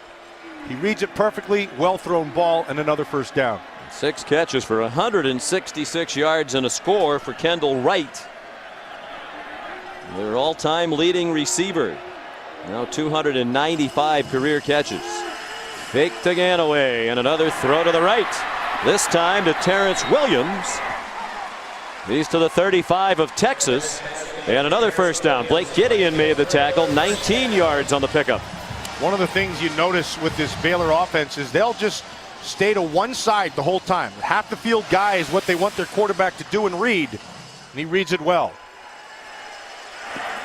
Griffin's pass caught. Lanier Sampson. Well, he's spreading it around.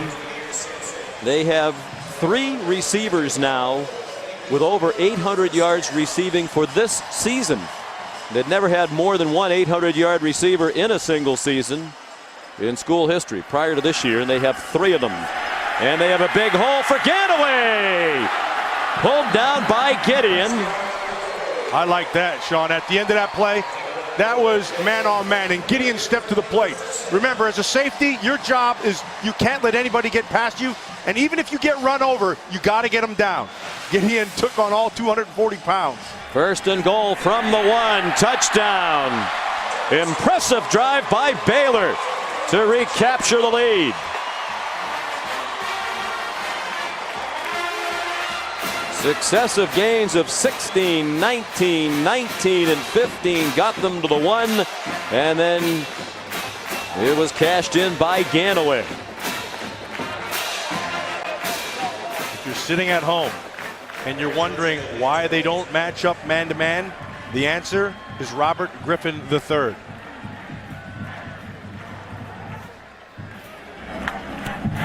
Extra point good by Aaron Jones. Back and forth they go in Waco, Texas. Now 31-24 for the Baylor Bears.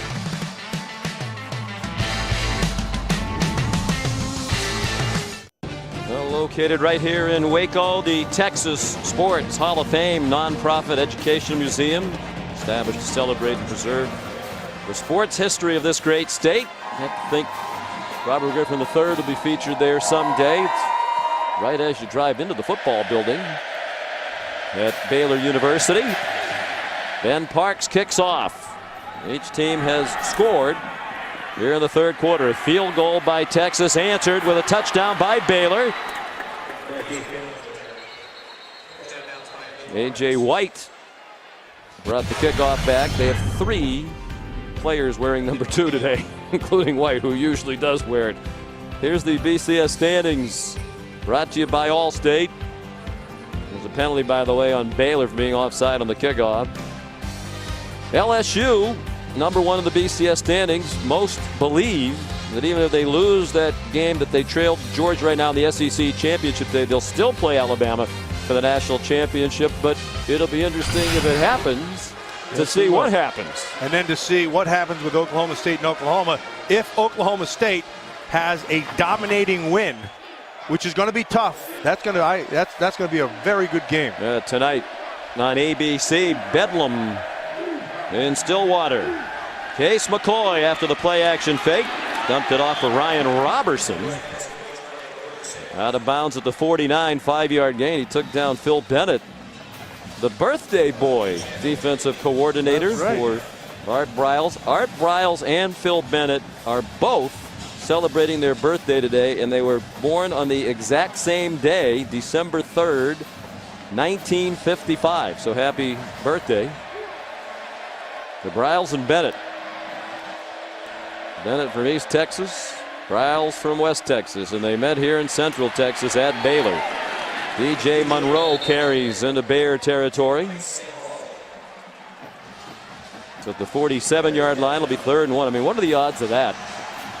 Well, that you'd be born on the exact same day. Yeah. And it's also Elliot Coffey's birthday. He's considerably younger than his two coaches. Of course, Phil Bennett claims that he's 30 minutes older. Now, how he knows that, I have no idea. But he's claiming it because he's going to be the older brother. Coach Briles and Bennett, unfortunately, also share in common they both had to overcome unspeakable tragedy in their lives. We'll tell you about that in a moment. On 3rd down and 1, Cody Johnson powers down for a first down to the 42. And Art Briles was playing at the University of Houston, 20 years old. His parents were killed in an automobile accident as they drove to Dallas to watch him play in a game against SMU. His dad was a high school coach, a great influence on Art Briles. And Phil Bennett, many know the story, lost his wife many years ago when she went out for a jog and was struck and killed by lightning. And two of the all-time good guys that you want to meet. When they talk to their players about dealing with what life can bring you, they speak from the heart, and unfortunately with some tragic circumstances in their past. Marquise Goodwin, short gain, read well by Phil Bennett's defense. 41-yard line, a gain of 1. What they've been able to do, and we talked about it early in the game, offensively, Texas has been able to get into 3rd and manageable. That's less than 5 yards. They've been able to do a good job. And then, Sean, like you pointed out at the half, they've been able to convert on 3rd downs. 8 out of 11 at the half. They need to get to that and use that same kind of type of number here in the second half. On 2nd down and out of the pistol. Whistle stopped the play. Another false start against Texas. False start. Offense. Number 68. 5-yard penalty. 2nd down. It's amazing, Matt. They're shaping up to have what really looks like their best offensive day of the year, given all these penalties. 95 yards in penalties today. You know, it's kind of, there's two things that are juxtaposed here in this game. One, they were spotted down 14 and they came back. That shows that the coaching staff has been able to keep that group together. And then the part that doesn't make sense is all the penalties. That usually means poor, not very good coaching. Good tackle by Rodney Chadwick as he rode Jeremy Hills to the ground after a 1-yard gain at the 45. They need to get inside the 33-yard line for a first down. On 3rd and 12. Big down right here for Baylor. Big down for Texas. Got to maintain some of that momentum that they came out of the 3rd quarter with on this down.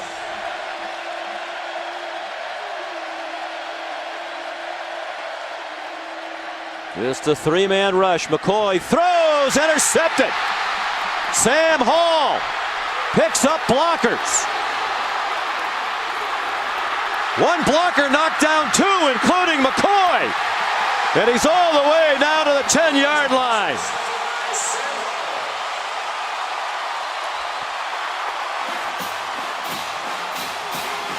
Ball just took off on him, Sean. It's the same route to the other side. They're trying to get to the middle of the field. Again, trying to throw over the backers. This time, because of the position, it takes off a little bit. And Hull, you'll see 25 up here in the top, right up here. He makes the play. See, the backer kicks underneath him. That's Chadwick.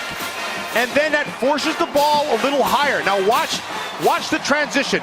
Oh, nice job. 2 guys taken out right there by Mike Hicks, the safety. And knocked down Cochran and McCoy. Well, Baylor, which led 14-0, poised to go up by 2 touchdowns again after the interception by Hall. 2nd of the year for the sophomore from Katy, Texas. McCoy had never thrown an interception in a college game until today. He's thrown 2 and been responsible for all 3 turnovers. Wasn't ready for a shotgun snap that resulted in a fumble for the 3rd Texas turnover. Midway through the 3rd quarter, Griffin keeps. Touchdown!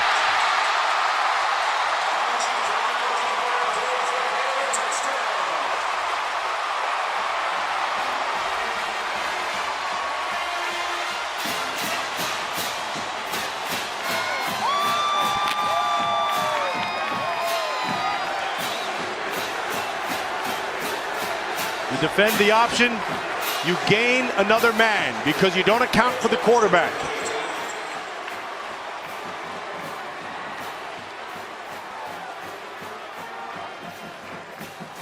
Extra point good. And the lead is 14 again. Second rushing touchdown of the day for Griffin came just 2 plays after the interception by Sam Hall. 38-24 Baylor midway through the third. Richard Hawksworth, a pre-law history major from Waco. It's 38-24 in favor of Baylor. Sam Hall, an interception, 59-yard return to get them in close. Yeah, you're going to watch inside, Sean. These two have these two right here. And then this guy's going to come across. You're going to influence this man with the fake. And then you're going to pull. Now his eyes, the quarterback's eyes, stay inside. Watch right there. As soon as he sees the influence, you hit the gap. 6. Kickoff by Ben Parks goes out of bounds. There's a flag down for the kickoff out of bounds. No other flags. Kickoff out of bounds for the kicking team. The ball will be placed at the 40-yard line, first down. Well, tonight at 8 on ESPN, the conference title in the ACC and a berth in the Discover Orange Bowl on the line. Virginia Tech trying to avenge its only loss of the season when they take on Clemson, and they were defeated soundly by the Tigers in early October in Blacksburg 23-3. Dr. Pepper ACC Championship game, part of Dr. Pepper Championship Week on ESPN tonight at 8 Eastern. Excellent field position after the kickoff out of bounds from the 40. Ace McCoy throws to DJ Monroe. Good blocking on the perimeter, and it helped him get 6. The turnover's the big problem for Texas. Turnovers, Sean, and also that play you just watched on that first down was the exact same play they had that he threw it poorly when they could have converted on the third. They had the same blocking, they had the same coverage, but the poor throw did not allow it to happen. Interesting, they went with McCoy as the starter of late because he's been better at protecting the football than David Ash. He's had his best day in terms of production, but he's also given it away more than he has in the past. Hills for a first down across midfield. Let's send you back to the studio and get an update from Robert Flores. All right, Sean, All-America Player of the Week nominee, and it's Southern Miss quarterback Austin Davis. Tremendous today as the Southern Miss Golden Eagles upset the University of Houston Cougars in the Conference USA Championship. 279 yards, 4 touchdowns, 17 of 33 as Southern Miss spoils Houston's undefeated season. Text vote to 55862 for a chance at a trip to the national title. Sean. Will almost certainly prevent the Cougars from going to a BCS Bowl. There's Cody Johnson on first down.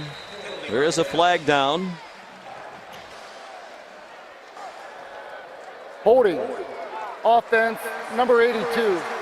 10-yard penalty. Repeat first down. 12 penalties. That's the season high. The previous most was 10.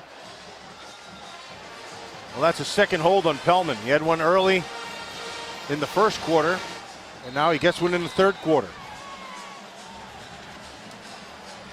This spot right here with this Texas team, this is important because if they don't answer the bell, Baylor could blow this bad boy open.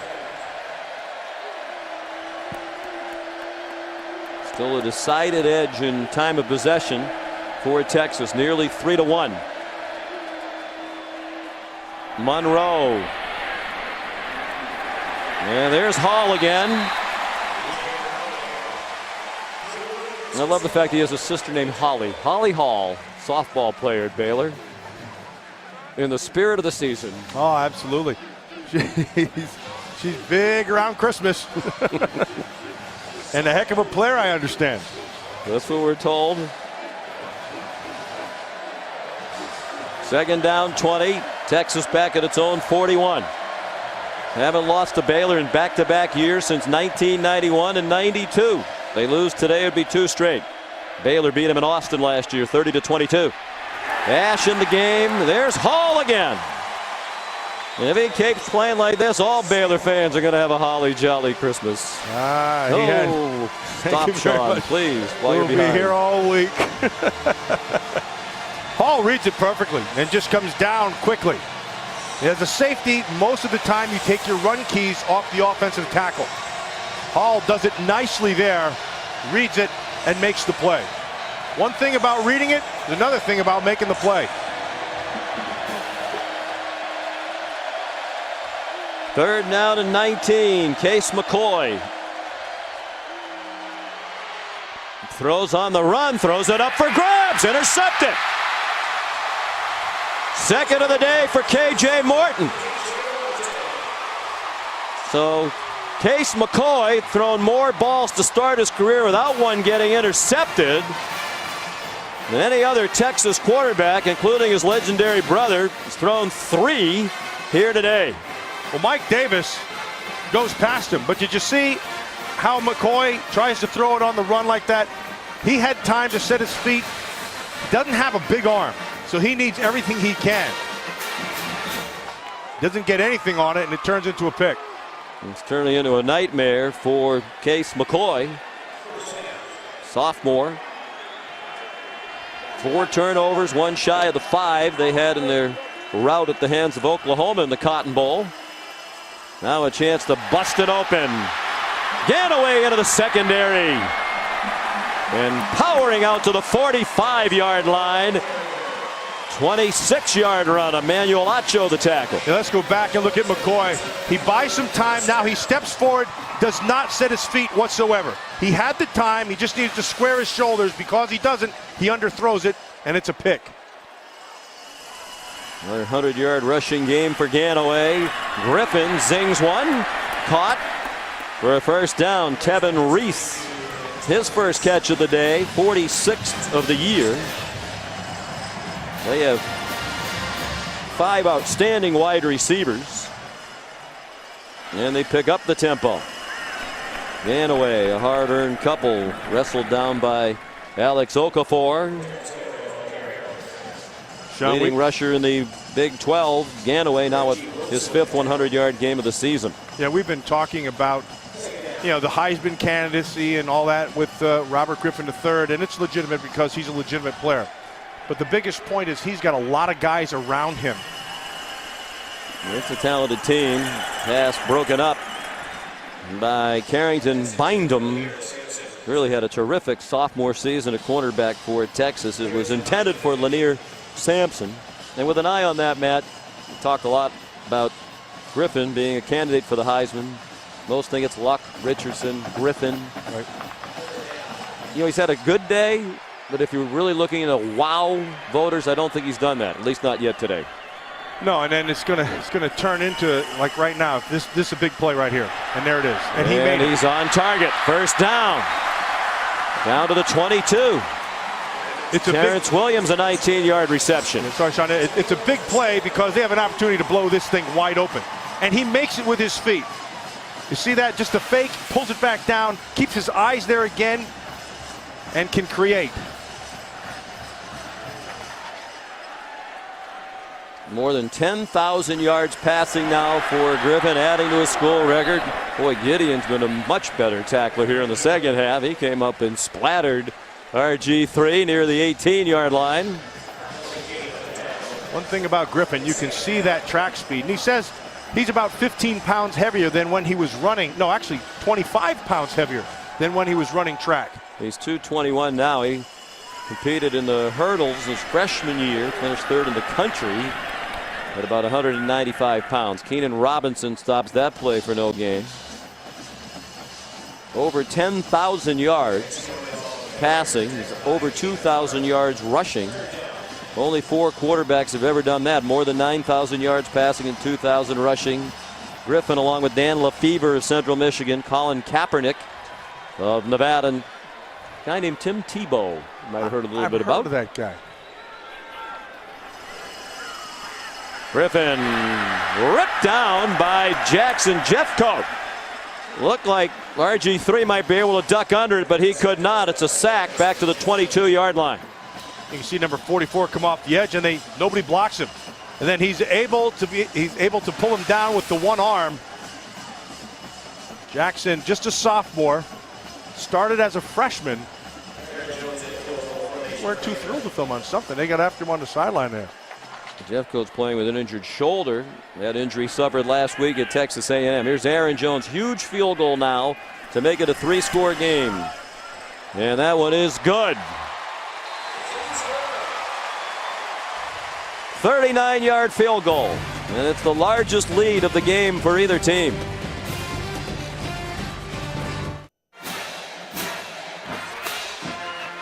Coming this February to ABC. Don't miss the series premiere of The River. When a famous explorer goes missing on the Amazon River, his family goes on a dangerous search to find him. From executive producer Steven Spielberg. The River premieres Tuesday, February 7th on ABC.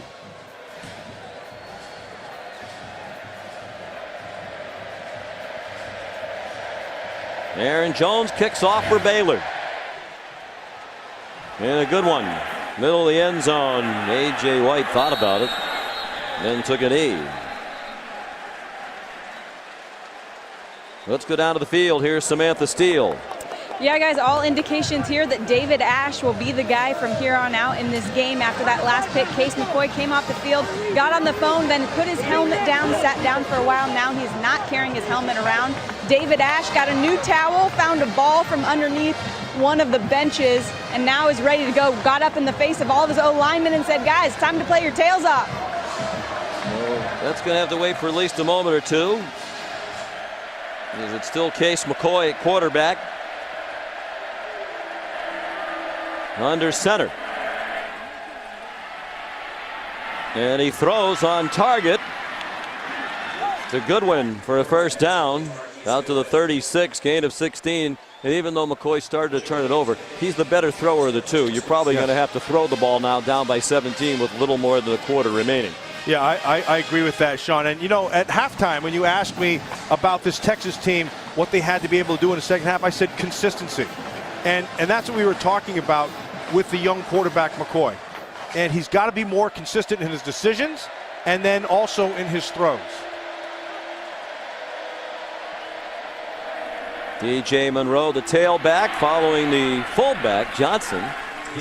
Out to the 39 for a gain of 3. It'll be 2nd and 7. Nicholas Jean-Baptiste. Mike Hicks made the tackle.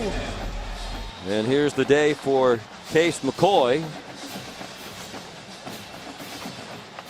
Pretty solid in the first half, although had the very costly interception he threw late in the half. But 2 interceptions here in the second. And as you said, really doesn't have that big down the field arm. No, he doesn't. He needs help. He needs help from everybody else around him for him to be able to perform at his peak. And would you agree if the quarterback play had been better at Texas this year? And that one was almost picked off. A bit of a floater and broken up by Joe Williams. They're 7-4. Yes. Some close losses. Quarterback play a little bit better. They might have 8 or 9 wins instead of 7. Yeah, this is a perfect example. Watch Joe Williams. Now he's eyeballing this the whole way. He's waiting for the ball to get there. Shipley, that ball's got to be there on a rope.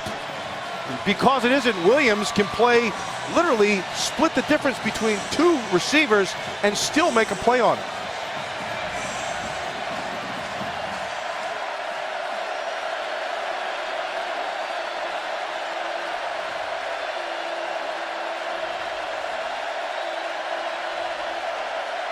Likely to be the final play of the third quarter. 3rd down and 7. They need to convert, and they do. On a catch by Marquise Goodwin to the 48-yard line. And that time, he set his feet, and it was right where it had to be. 3rd quarter dominated by Baylor. They led by 3 at halftime. They lead by 17 as we go to the 4th in Waco.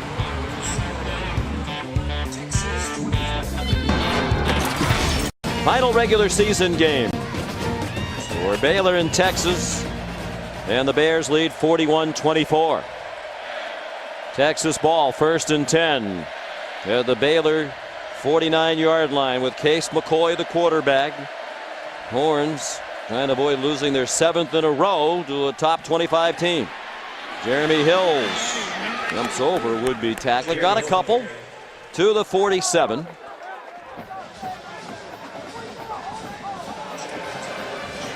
Texas Longhorns, that's an amazing statistic. Last year they were 2-6 in the Big 12 in a miserable year for Mack Brown and the Horns. They're 4-4 in conference play entering this one. If they end at 4-5, it'd be the first time they've had back-to-back losing seasons in conference play since it happened 4 years in a row in the late 30s. Baylor with so many milestones still to achieve, including the first 9-win season since 1986. Johnson down to the 42, trying to beat Texas in back-to-back years for the first time since 91 and 92. They're trying to have their first 5-game winning streak since they started 1991, 5-0. They've won 4 in a row coming in. Sean, you can't say enough about the job that Art Briles has done in his recruiting, in the way he runs his offense. Just this whole thing has gotten bigger and better every year he's been there, and I believe it's going to continue to be that way. It'll still trend. McCoy on the rollout converts another third down to Jackson Shipley. When Art Briles came here from the University of Houston, they'd had 12 consecutive losing seasons, and he had to convince top players like Robert Griffin III, who had committed to Houston and then changed his mind and came with Briles to Baylor. He had to commit those guys to be a part of the change, to believe and have faith. When Ahmad Dixon, the highest ranked recruit they've had here in decades, signed on, they'd had 14 losing seasons in a row after they were 4-8 in each of Briles' first 2 years. But they've gotten to the point now where, you know, not only is it faith, now the recruits they're going after now know that it's been done. Yeah, they can just make it better. There's substance there. There's bowls. You know, there's a couple of pelts up there that you can look at and say, hey, this is pretty good. They got a new stadium coming. They got things rolling down here at Baylor. And to me, it's all because of Art Briles. He's done a fantastic job. Very, very good coach. Former high school coach here in the state of Texas. And a terrific person as well, in addition to his obvious coaching talents. Deep throw! And it is intended for Goodwin, incomplete. David Ash threw it to the back of the end zone, and Goodwin could not come up with it. Right where it had to be. The throw is there. Goodwin beats Hall, not even close. Ball's right in his chest. You got to make that catch. 13 minutes to go. That catch and an extra point would have had them within 10. Now they have to convert a 3rd and 3. They are in field goal range, but down by 17. They need more than that, and they'll pick up the first down. Cody Johnson refusing to go down, and they're going to give him all that.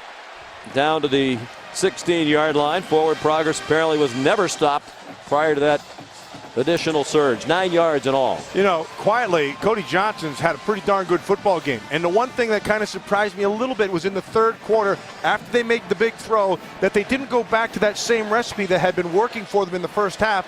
And the main recipe and main ingredient in the recipe was Cody Johnson.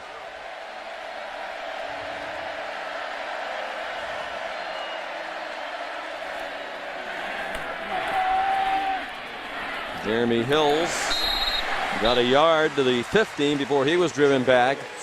And you see the impact of that drop ball, Matt. 13 minutes when it was dropped by Goodwin.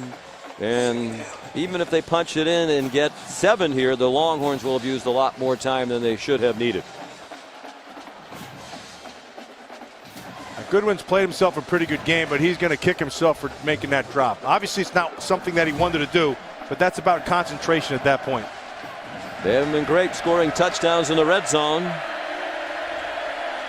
Here's Jackson Shipley taking the snap. Then the inside handoff to DJ Monroe. And he slices down to the 8, a yard short of the first down. KJ Morton made the tackles. They lined up the wide receiver Shipley in the shotgun. He gave it to Hills, who gave it to Monroe. And Cody Johnson helping the case there with a block. And so a big 3rd down. And Sean, I've got to think that this got to be 4 down here when you're down by this much.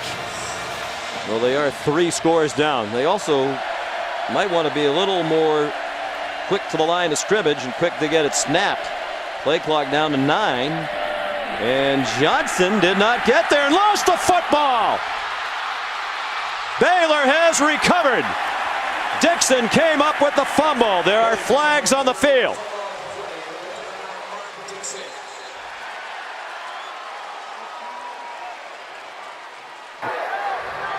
The ruling on the field is a fumble recovered by Baylor. First down. Ahmad Dixon, who committed to Mack Brown and the Texas Longhorns while he was in high school, committed to them verbally for about a year, then changed his mind, stayed home in Waco to help with this turnaround. Terrence Lloyd helped rip it out, and Joe Williams did as well. I don't know, his knee may have been down there, Sean. They'll certainly take a look at it in the replay booth. He still has possession there, and his knees are down. Yeah, that will probably be overturned. Now, there was a flag after the knee was down.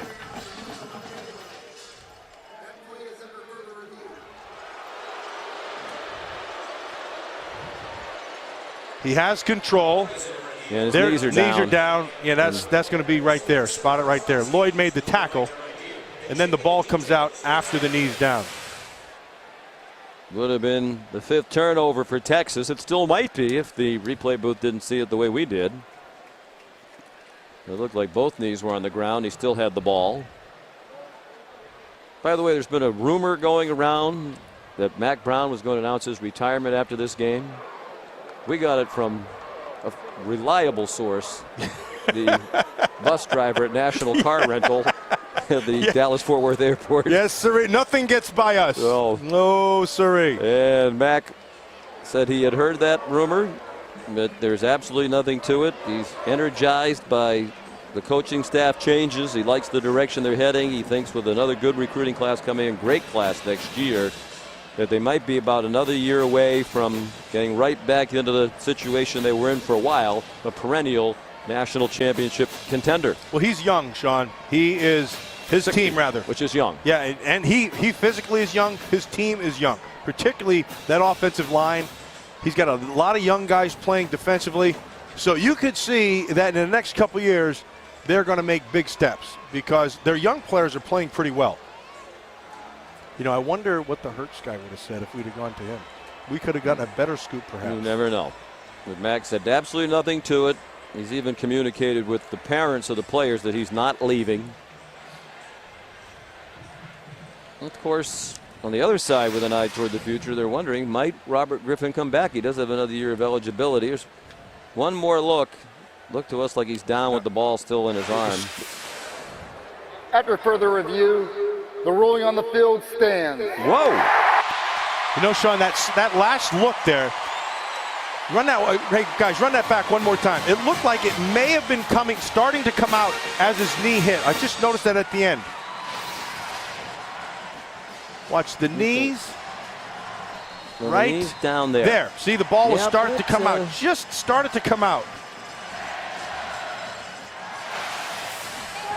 That's a big deal right there. Why did you say that the first 12 times we watched it? Because I didn't see it. You let me stick with a lousy opinion.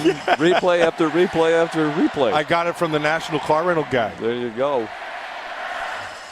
11 minutes to go. The ball in a 17-point lead with Baylor, and Ganaway. It's swung down by Keenan Robinson. Let's look at today's Impact Players, brought to you by Chick-fil-A. Robert Griffin III passed for 251, rushed for a couple. 5th 100-yard rushing day for Terrence Ganaway, who set their single-season rushing mark today. Kendall Wright, 6 catches for 166 and a 59-yard touchdown on the second play of the game. And those are typically the impact players. On offense for Baylor, Ganaway dropped for a 1-yard loss by Jordan Hicks and A.J. White. Ganaway's had himself not only a good game, obviously a great season. He's had a great season. He's gotten better as the year has gone on. He also catches the ball pretty well out of the backfield. Pretty versatile and a big man. Senior, 240-pounder out of DeKalb, Texas. Started his career at the University of Houston. His mom died. He was distraught. Dropped out of the University of Houston, went home for a year, then went to junior college, and then came here to Baylor. On the crossing, it's Terrence Williams to the 38-yard line. Ganaway realized with the encouragement of friends that his mom wouldn't want him to sit around and mope, get back to the business of getting an education and playing football. How do you size him up as an NFL prospect? Yeah, he's got it. He's got what it takes because he can be physical inside. He has enough speed to be able to get to the edge, but he's an inside guy. What you want to see him next is in his protections, because at the next level, every back has to be able to protect. Crowd chanting RG3 now. Ganaway gets two more. Emmanuel Acho took him down. Here's a look at the day for Ganaway, including an early 20-yard touchdown run that made it 14-0. The thing that I like about him is his feet in the hole. Now, what does that mean? There's a point of patience for every running back. And when you get it, you have to be able to move your feet to get to the next level, and he does it well. Griffin throws right, tried to catch it with one hand. Kenny Vaccaro made the tackle. And so, Sean, I guess the point that we've tried to make here, and hopefully I can sum it up the best, is this offense is not just about Robert Griffin III. You have Kendall Wright, who's a playmaker. You have Terrence Ganaway, who can make plays. You have Sampson on the outside, who can make plays. Salubi comes in, and he does some good things. So there's a lot of good players on this team offensively that contribute to the big picture. Now, Manny Diaz, the coordinator for Texas, said their receiving group looks like a 4x100 relay team. Here's one of them, Lanier Sampson. Coaches call him Granddaddy. He's the grizzled veteran, provides a lot of leadership in the locker room. 19-yard completion to Sampson. And another first down. And another crossing route. And remember, crossing routes take a long time to develop, which means your offensive line is doing a nice job of protecting. And it hasn't been a huge yardage day for Baylor. They've really taken advantage of the turnovers. Yes. For some short fields. They've averaged 8.6 yards per play. They've hit a couple of home run balls. But it's a team that's averaging 577 yards per game. They're going to come up well short of that today. Ganaway to the 39 for pickup of 2. Tomorrow night on ABC, don't miss an all-new episode of Once Upon a Time. Every legendary hero has to start somewhere, whether it's slaying dragons or fighting for their one true love. Experience the real story of Prince Charming Once Upon a Time tomorrow at 8, 7 Central on ABC. And even though they like the up-tempo, Robert Griffin III winding the play clock down wisely with a 17-point lead. And they blitz him and don't get there, and he's going deep for another touchdown to Terrence Williams.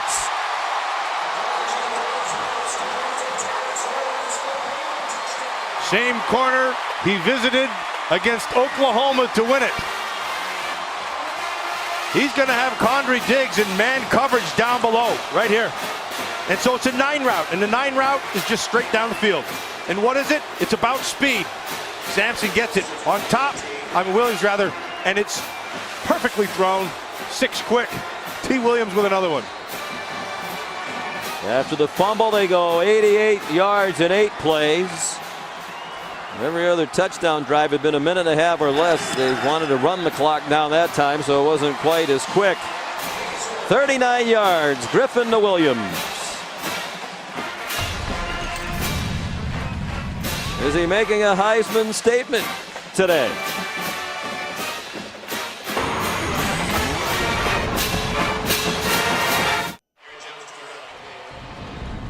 Here's a look at today's Pacific Life game summary. Midway through the 4th quarter, Baylor pulling away.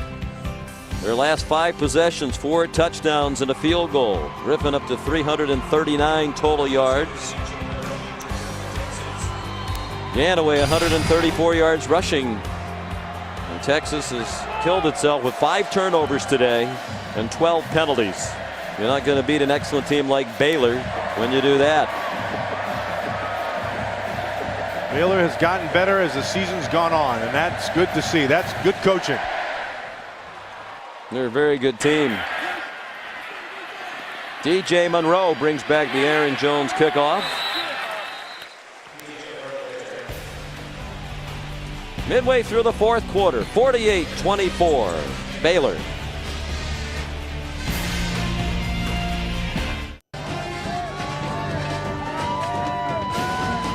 This game was tied at 24. 3 straight Texas turnovers, and Robert Griffin and Baylor pulled away, leading 48-24. He's thrown for 320 and rushed for 2 touchdowns. Owns 46 records at Baylor. Single game, single season, or career marks. McCoy throws low, intended for Mike Davis. Here's Robert Flores back in the studio with another update. Hey, Sean, LSU has 33 yards of offense, but they now have the lead in the SEC title game. Kenny Hilliard makes it 14-10 LSU in the third quarter. Should LSU stumble, Oklahoma State would like to take advantage. But coming up tonight at 8 o'clock Eastern, they take on Oklahoma on ABC. Cowboys have lost 8 straight in the game that they call Bedlam. We're favored to win tonight. Jeremy Hills takes the pass out to the 34, which, by the way, this is the first time in the last 17 meetings that Baylor was favored to beat Texas. And over the years, Mack Brown not only has come to Waco and won, but his Longhorns have hammered the Baylor Bears. But it is a new day in the Baylor football program. McCoy throws, wide open receiver is Shipley across midfield. Sam Hall made the tackle. Well, let's take a look at the Heismanology poll results. All the people at ESPN who have a Heisman ballot participate every week. Joe Tessitore leading the charge, and it's Trent Richardson very narrowly over Andrew Luck, and then RG3. McCoy short again. Out of bounds goes DJ Grant. And there are other dependable polls. Chris Fowler showed you some of them on game day this morning that have those top 3 in different orders, but generally it's those 3 with a little bit of a gap down to Barkley and Keenum. Keenum didn't help himself today when Houston lost. I think the dark horse there is Barkley. I think he's had a fantastic year. When you watch him on tape, he does a lot of things really well. Right here, Robert Griffin III. You can't ignore what he's done. He has played at a high level. But having said that, he has more help than does Andrew Luck. When I watch him, Sean, we watched him. We had the pleasure of watching him perform earlier in the season. And when you watch that offense, you watch the receivers do not dazzle you. I mean, yeah, they don't have any. I mean, it's a tight end based offense, and they have a solid runner. But really, that's a running offense. That's what they are. And then here comes Andrew Luck, who can make some plays. And so when I watch this Baylor team, not to take anything away from Robert Griffin III, fantastic player, but he's got a lot of help outside, which we documented today. Yeah, as you were saying, you give Andrew Luck this receiving core of wide receivers, and you wonder. McCoy on 3rd and 5, another first down to Mike Davis. He gets banged down at the 35-yard line by K.J. Morton. Well, I don't believe you have a vote. I don't want to misspeak, but I think I would know if you were a Heisman voter. No, I'm not a Heisman voter. If you did, who would you vote for? I'd take Andrew Luck.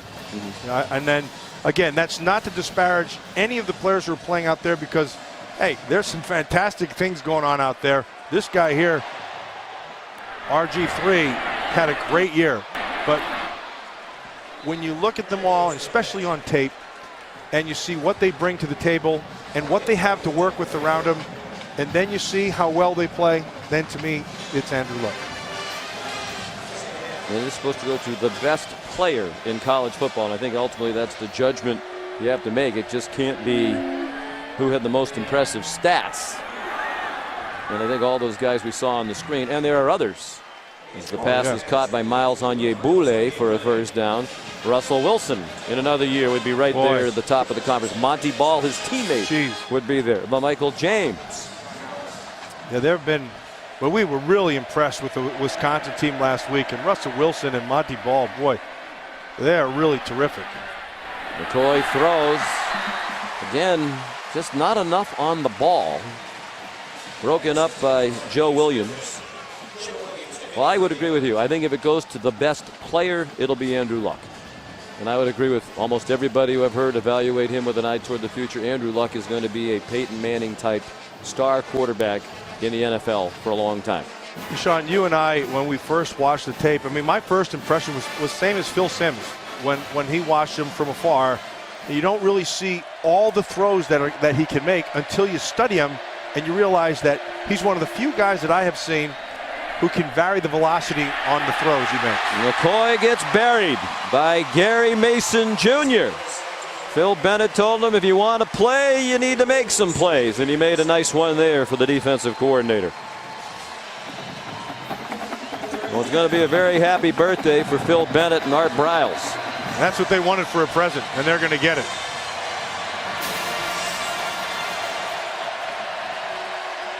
Third down and 17. Only a three-man rush. Shipley got walloped and lost the ball. And they're going to rule him down, I believe, at the 13. Yes, they are. That would have been turnover number 6. Now this Texas team, boy, they've gotten beaten by a better team. Ooh, but they've boy. also beaten themselves. That looks like a fumble to me. Also, it was a shot in the head. Sam Hull, 25, getting in there, and as well as Ahmad Dixon, who's played a really good game today. Dixon's played well, as has Hull. We're going to review it. I'm surprised they didn't throw a flag on that. Yeah. For Dixon. And the timeout has been called by Texas. Apparently they are not reviewing it. 4:15 to go here in Waco.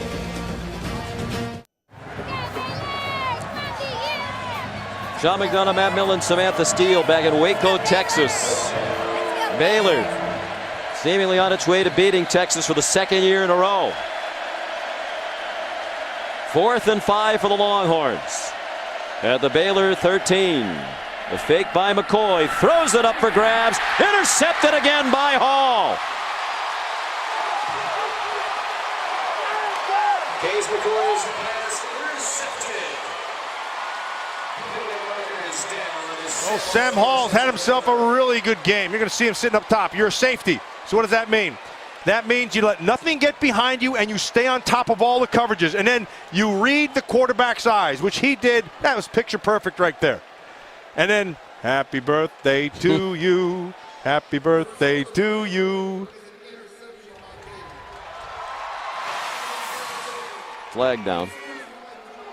Taunting, number 25 of the intercepting team.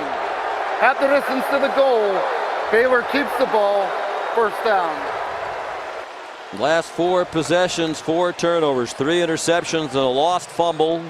Season high 6 turnovers for Texas. And Phil Bennett said, hey, we're going to give up some big plays. The defense is still a work in progress. The next step is to get the same kind of athletes on the defensive side of the ball that they have on offense.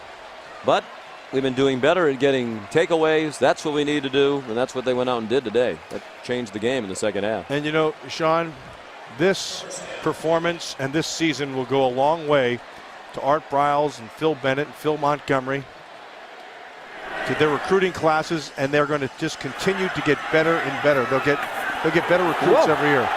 RG3 throwing a block on Jordan Hicks as Adrian Phillips made the tackle on Terrence Ganaway. Well, if he's looking for one extra style point from the Heisman voters, I can block too.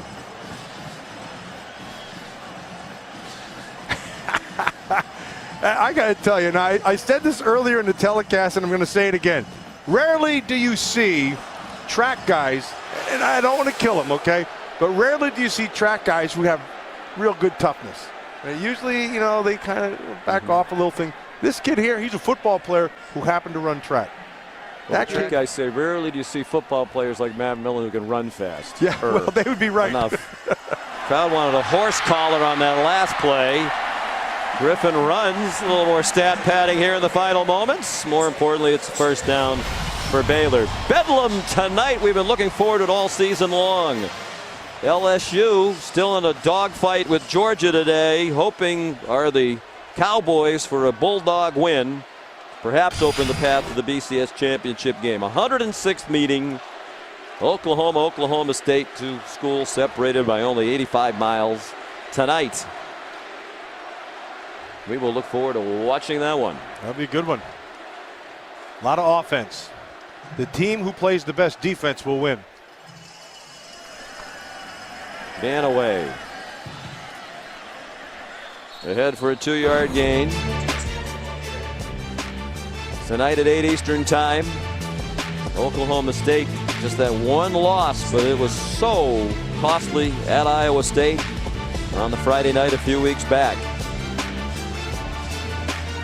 You know, Sean, the interesting thing with Oklahoma defensively, they have enough people, and they have the people to be able to perform at a high level. But what's really hurt them has been themselves. They have made mental mistakes. They've blown coverages. They've not been on the same page. So if they can take care of that, and they can handle, that's going to be a heck of a game, because that defense is capable of slowing down Oklahoma State. They had national championship aspirations starting the year. Dan away a short gain. Here's Robert Flores. All right, Sean, LSU seizing control of the SEC title game. Kenny Hilliard's second touchdown run of the half. And despite having just 55 yards of total offense, LSU leading 21-10 over Georgia. That's 55 yards of total offense. Unbelievable. And if they play Alabama again, as most people think they will now in the national championship game, you know, it likely be another one of those 9-6 games. Yeah, it will, because both those teams play very good defense, but Georgia must be playing really well right now defensively. Danaway converts on 3rd and 5. Well, we'll find out soon enough tomorrow night on ESPN. Join our distinguished group, Reese Davis, Kirk Herbstreit, Craig James, for the All-State BCS Selection Show. They'll unveil the final BCS standings, let you know who'll be facing off in the All-State BCS Championship game, and then at 9 Eastern, the matchup for all bowl games will be revealed on the College Football Bowl Selection Special presented by Chevrolet. All-State BCS Selection Show at 8:15, the Bowl Selection Special at 9 tomorrow night, right here on ESPN, or rather over on ESPN. We're on ABC today. Sean, do you think Robert Griffin III comes back? Didn't sound like it talking to him yesterday. He might. All right, Briles continues to tell him every time he sees him, I'm looking at my quarterback for next year. I would too. Let's take a look at the good hands play of the game, and brought to you by Allstate. It was a beauty. Originally ruled incomplete, but on review, a touchdown catch by Blaine Irby. Should be the Allstate good hand, since it was a one-hander. Yes, thank you. We were in good hand with Allstate there. Well, they're in the victory formation.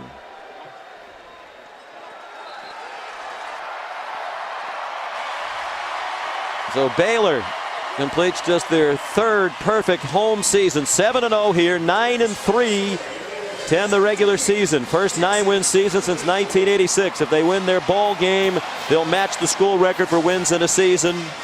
352 total yards for RG3, 320 of them passing, 32 rushing, threw for 2, ran for 2. The question is, was it enough? In his last chance to dazzle the Heisman voters, the ballot.